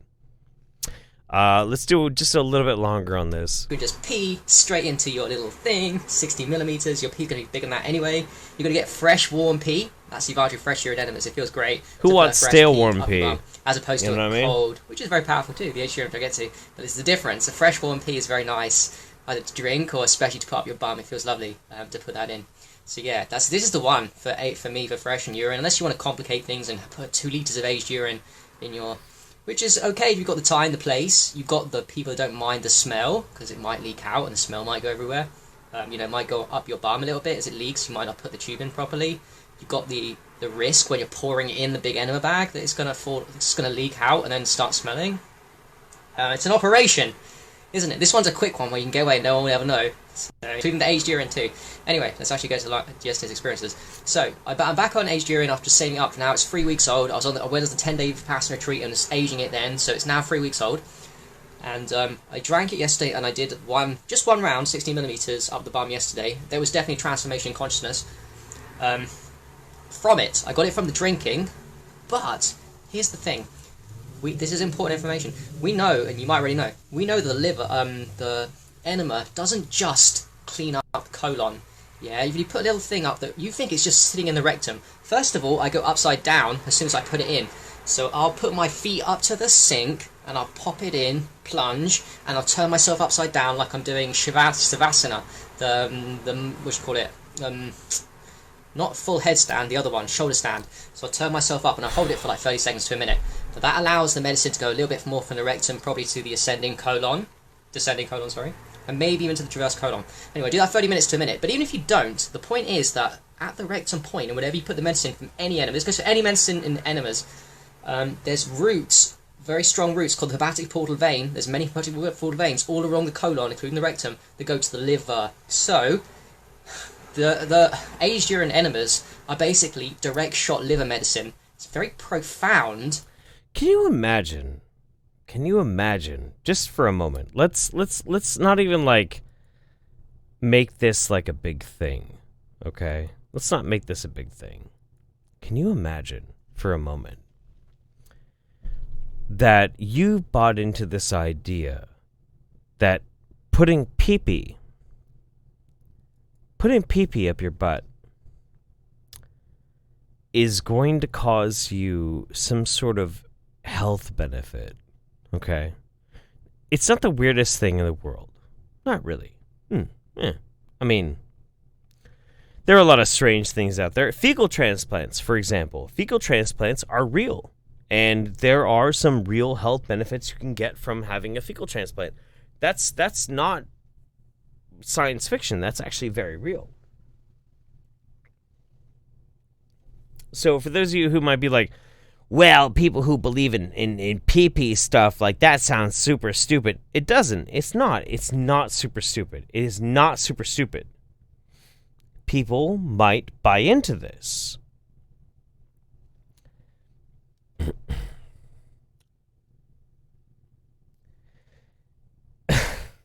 God damn it, Lee. God damn it. I don't know when it's going to pop up. It's going to pop up right here. Yep. Grandma and I want to wish you, your family, this digital family, and everyone a wonderful new year. We hope that no matter what chaotic bullshit or challenging times come in this new year, that you have the strength and backing to overcome. Can't wait for more fun videos with you and your fam. Less than 3. I will do my best. I will do my absolute best. Listen, you know what? You know what's fun, Lee? You and your grandma is when I do these Wingnut Roundups, I do tend to be a bit spicy, a bit acerbic at times. I do tend to be a bit a little daring. But when I say something very, very controversial, when I say something maybe a little bit too spice, that I've created in the solar system are doing very well. I've been following you for the past 4 years, and you and your videos were a major source of inspiration for the type of person I wanted to be. Having the chance to converse with you, I genuinely think you are a stand-up guy. Here's to the next edit. Can we get a Happy New Year to Leah and her grandma in the chat? well, we have to get a Happy New Year. We have to get just nothing but Happy New Year, Leah and grandma. Happy New Year to Leah. That's all I want to see in the chat. Leah for the next, and like, 2 grandma. minutes. Leah and grandma. Yes. Let's do it. Let's fucking do it. Let's do it. That's good. That's good. Yes. No. Good. You're great. I wholesome post. Okay? You wholesome post? You shit Other post. planets I that I've wholesome created. post. I shit post, memory wholesome post. I agree. So when I get really spicy, the past few Wingnuts, ever since like Lee and her grandma showed up, I've been like, okay, I'll get spicy, but like, am I too spicy for grandma? I kind of wonder. Happy so New Year's, Jeff. Thanks for helping me take a step back and accept the bad things happening around me. Happiness, love, and health to you and your family. Happiness, love, and health to you and your family as well. Absolutely. BC Brant, we love you. Jeff and Mems, love you too. God damn. Who did I miss? Repugnant. Hey, Jeff, been watching your stuff for a while and just got to a roundup. Last of the decade has been a crazy one. Thanks for exposing degens. Well, it is a thing, isn't it? Miss you on Twitter. I miss you too, Scientist Mel. Intaras Lapellis, Daddy's drunk again. Daddy's always drunk. Come on, let's be honest. Sam Everyman. Gunna Guy made an airplane car announced today. True, very true. What was that? Hush Bunny, Von Octopi. Anyone else dying of laughter from him saying, info about an enema is profound. He called it profound. Deep. Sorry, I'm tired. Well, I mean, am I wrong? Am I wrong? Or was it me? Or was it somebody else? I don't know. It's very deep. It's very hard to, it's hard to quantify.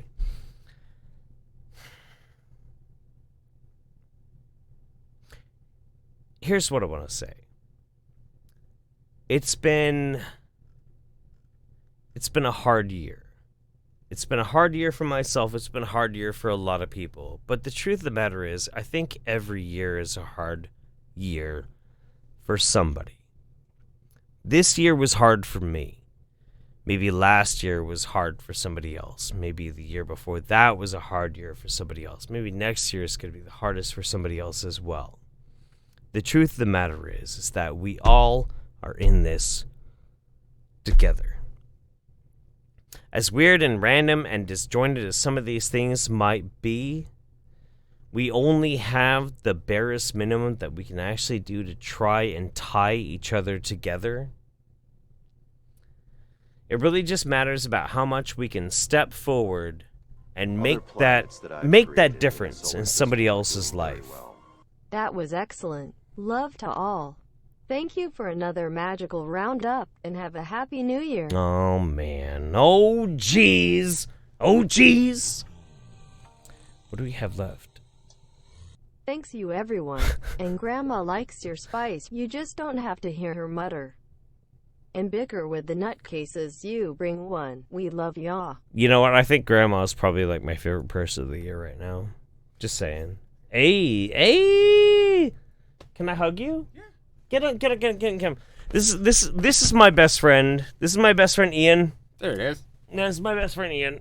You're getting all mushy. I know. So I gotta come in and bug you. Okay. This guy has been like one of the loves of my life. I absolutely love this guy. He's been like one of my best friends forever. I hope that each and every one of you can have a friend half as good as this fucking guy. And with that said, we're about to go and have like a grand ass fucking time tonight. Hey, I've been watching the chat. You're buying drinks. Mems. Thanks, Mems, for supporting Jeff throughout his time here on YouTube. Happy New Year. Ooh, 13. This was some Mems. Thanks, Mems, for supporting Jeff throughout his time here on YouTube. Happy New Year. Dude, Mems does not get enough love for how much she takes care of my shit. And you too. Come here. And his better half, Miss Sherry. Oh my God, you're so beautiful. You're so beautiful. I love you both. We love you. So much. I'm gonna go help Mom. You probably should. All right. So the last thing that we have to say is that we're tonight gonna go out and we're gonna have ourselves a delicious plate of Spangly Dank McDingledorf. Wait, whoa, hang on. Maybe you are. Maybe I am. Maybe I am. Oh, so everybody in the chat, what do you think that meal might be? What is that meal again? What is that? What is that meal again? Spangly Dank McDingledorf. Oh, what the fuck could that be? What's a Spangly Dank McDougeldorf? It's Dingledorf. It's a hearty meal. Fuck my asshole. What the fuck could that be? Holy shit, what the fuck? Come on, guys, one more time. It's a meal item. We're all gonna go. I'm seeing some right answers. There's a couple. Just a couple. One more time. This is where we're all gonna go have a delicious meal of Spangly Dank McDingledorf? Spangly Dank McDingledorf. Spangly Dank McDingledorf. Oh yeah. Spangly Dank McDingledorf. Oh, you know what? But okay. We want to drink with that. I think we want to drink with that one. Are we supposed to drink with that one? I think we want a drink with that one. Oh, are we gonna have this delicious drink? And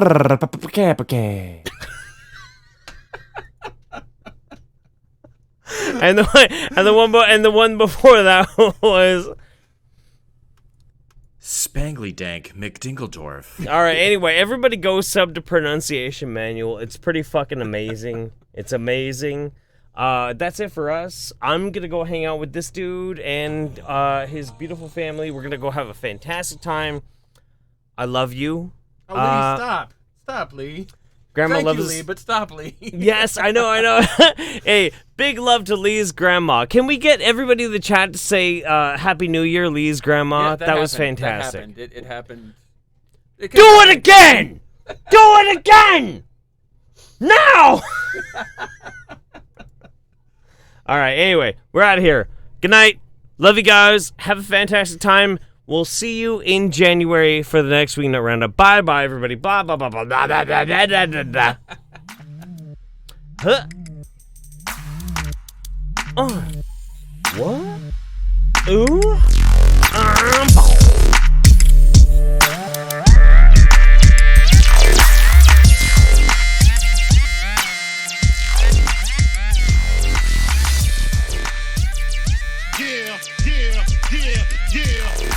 And you won't stop, and you don't stop, and you won't.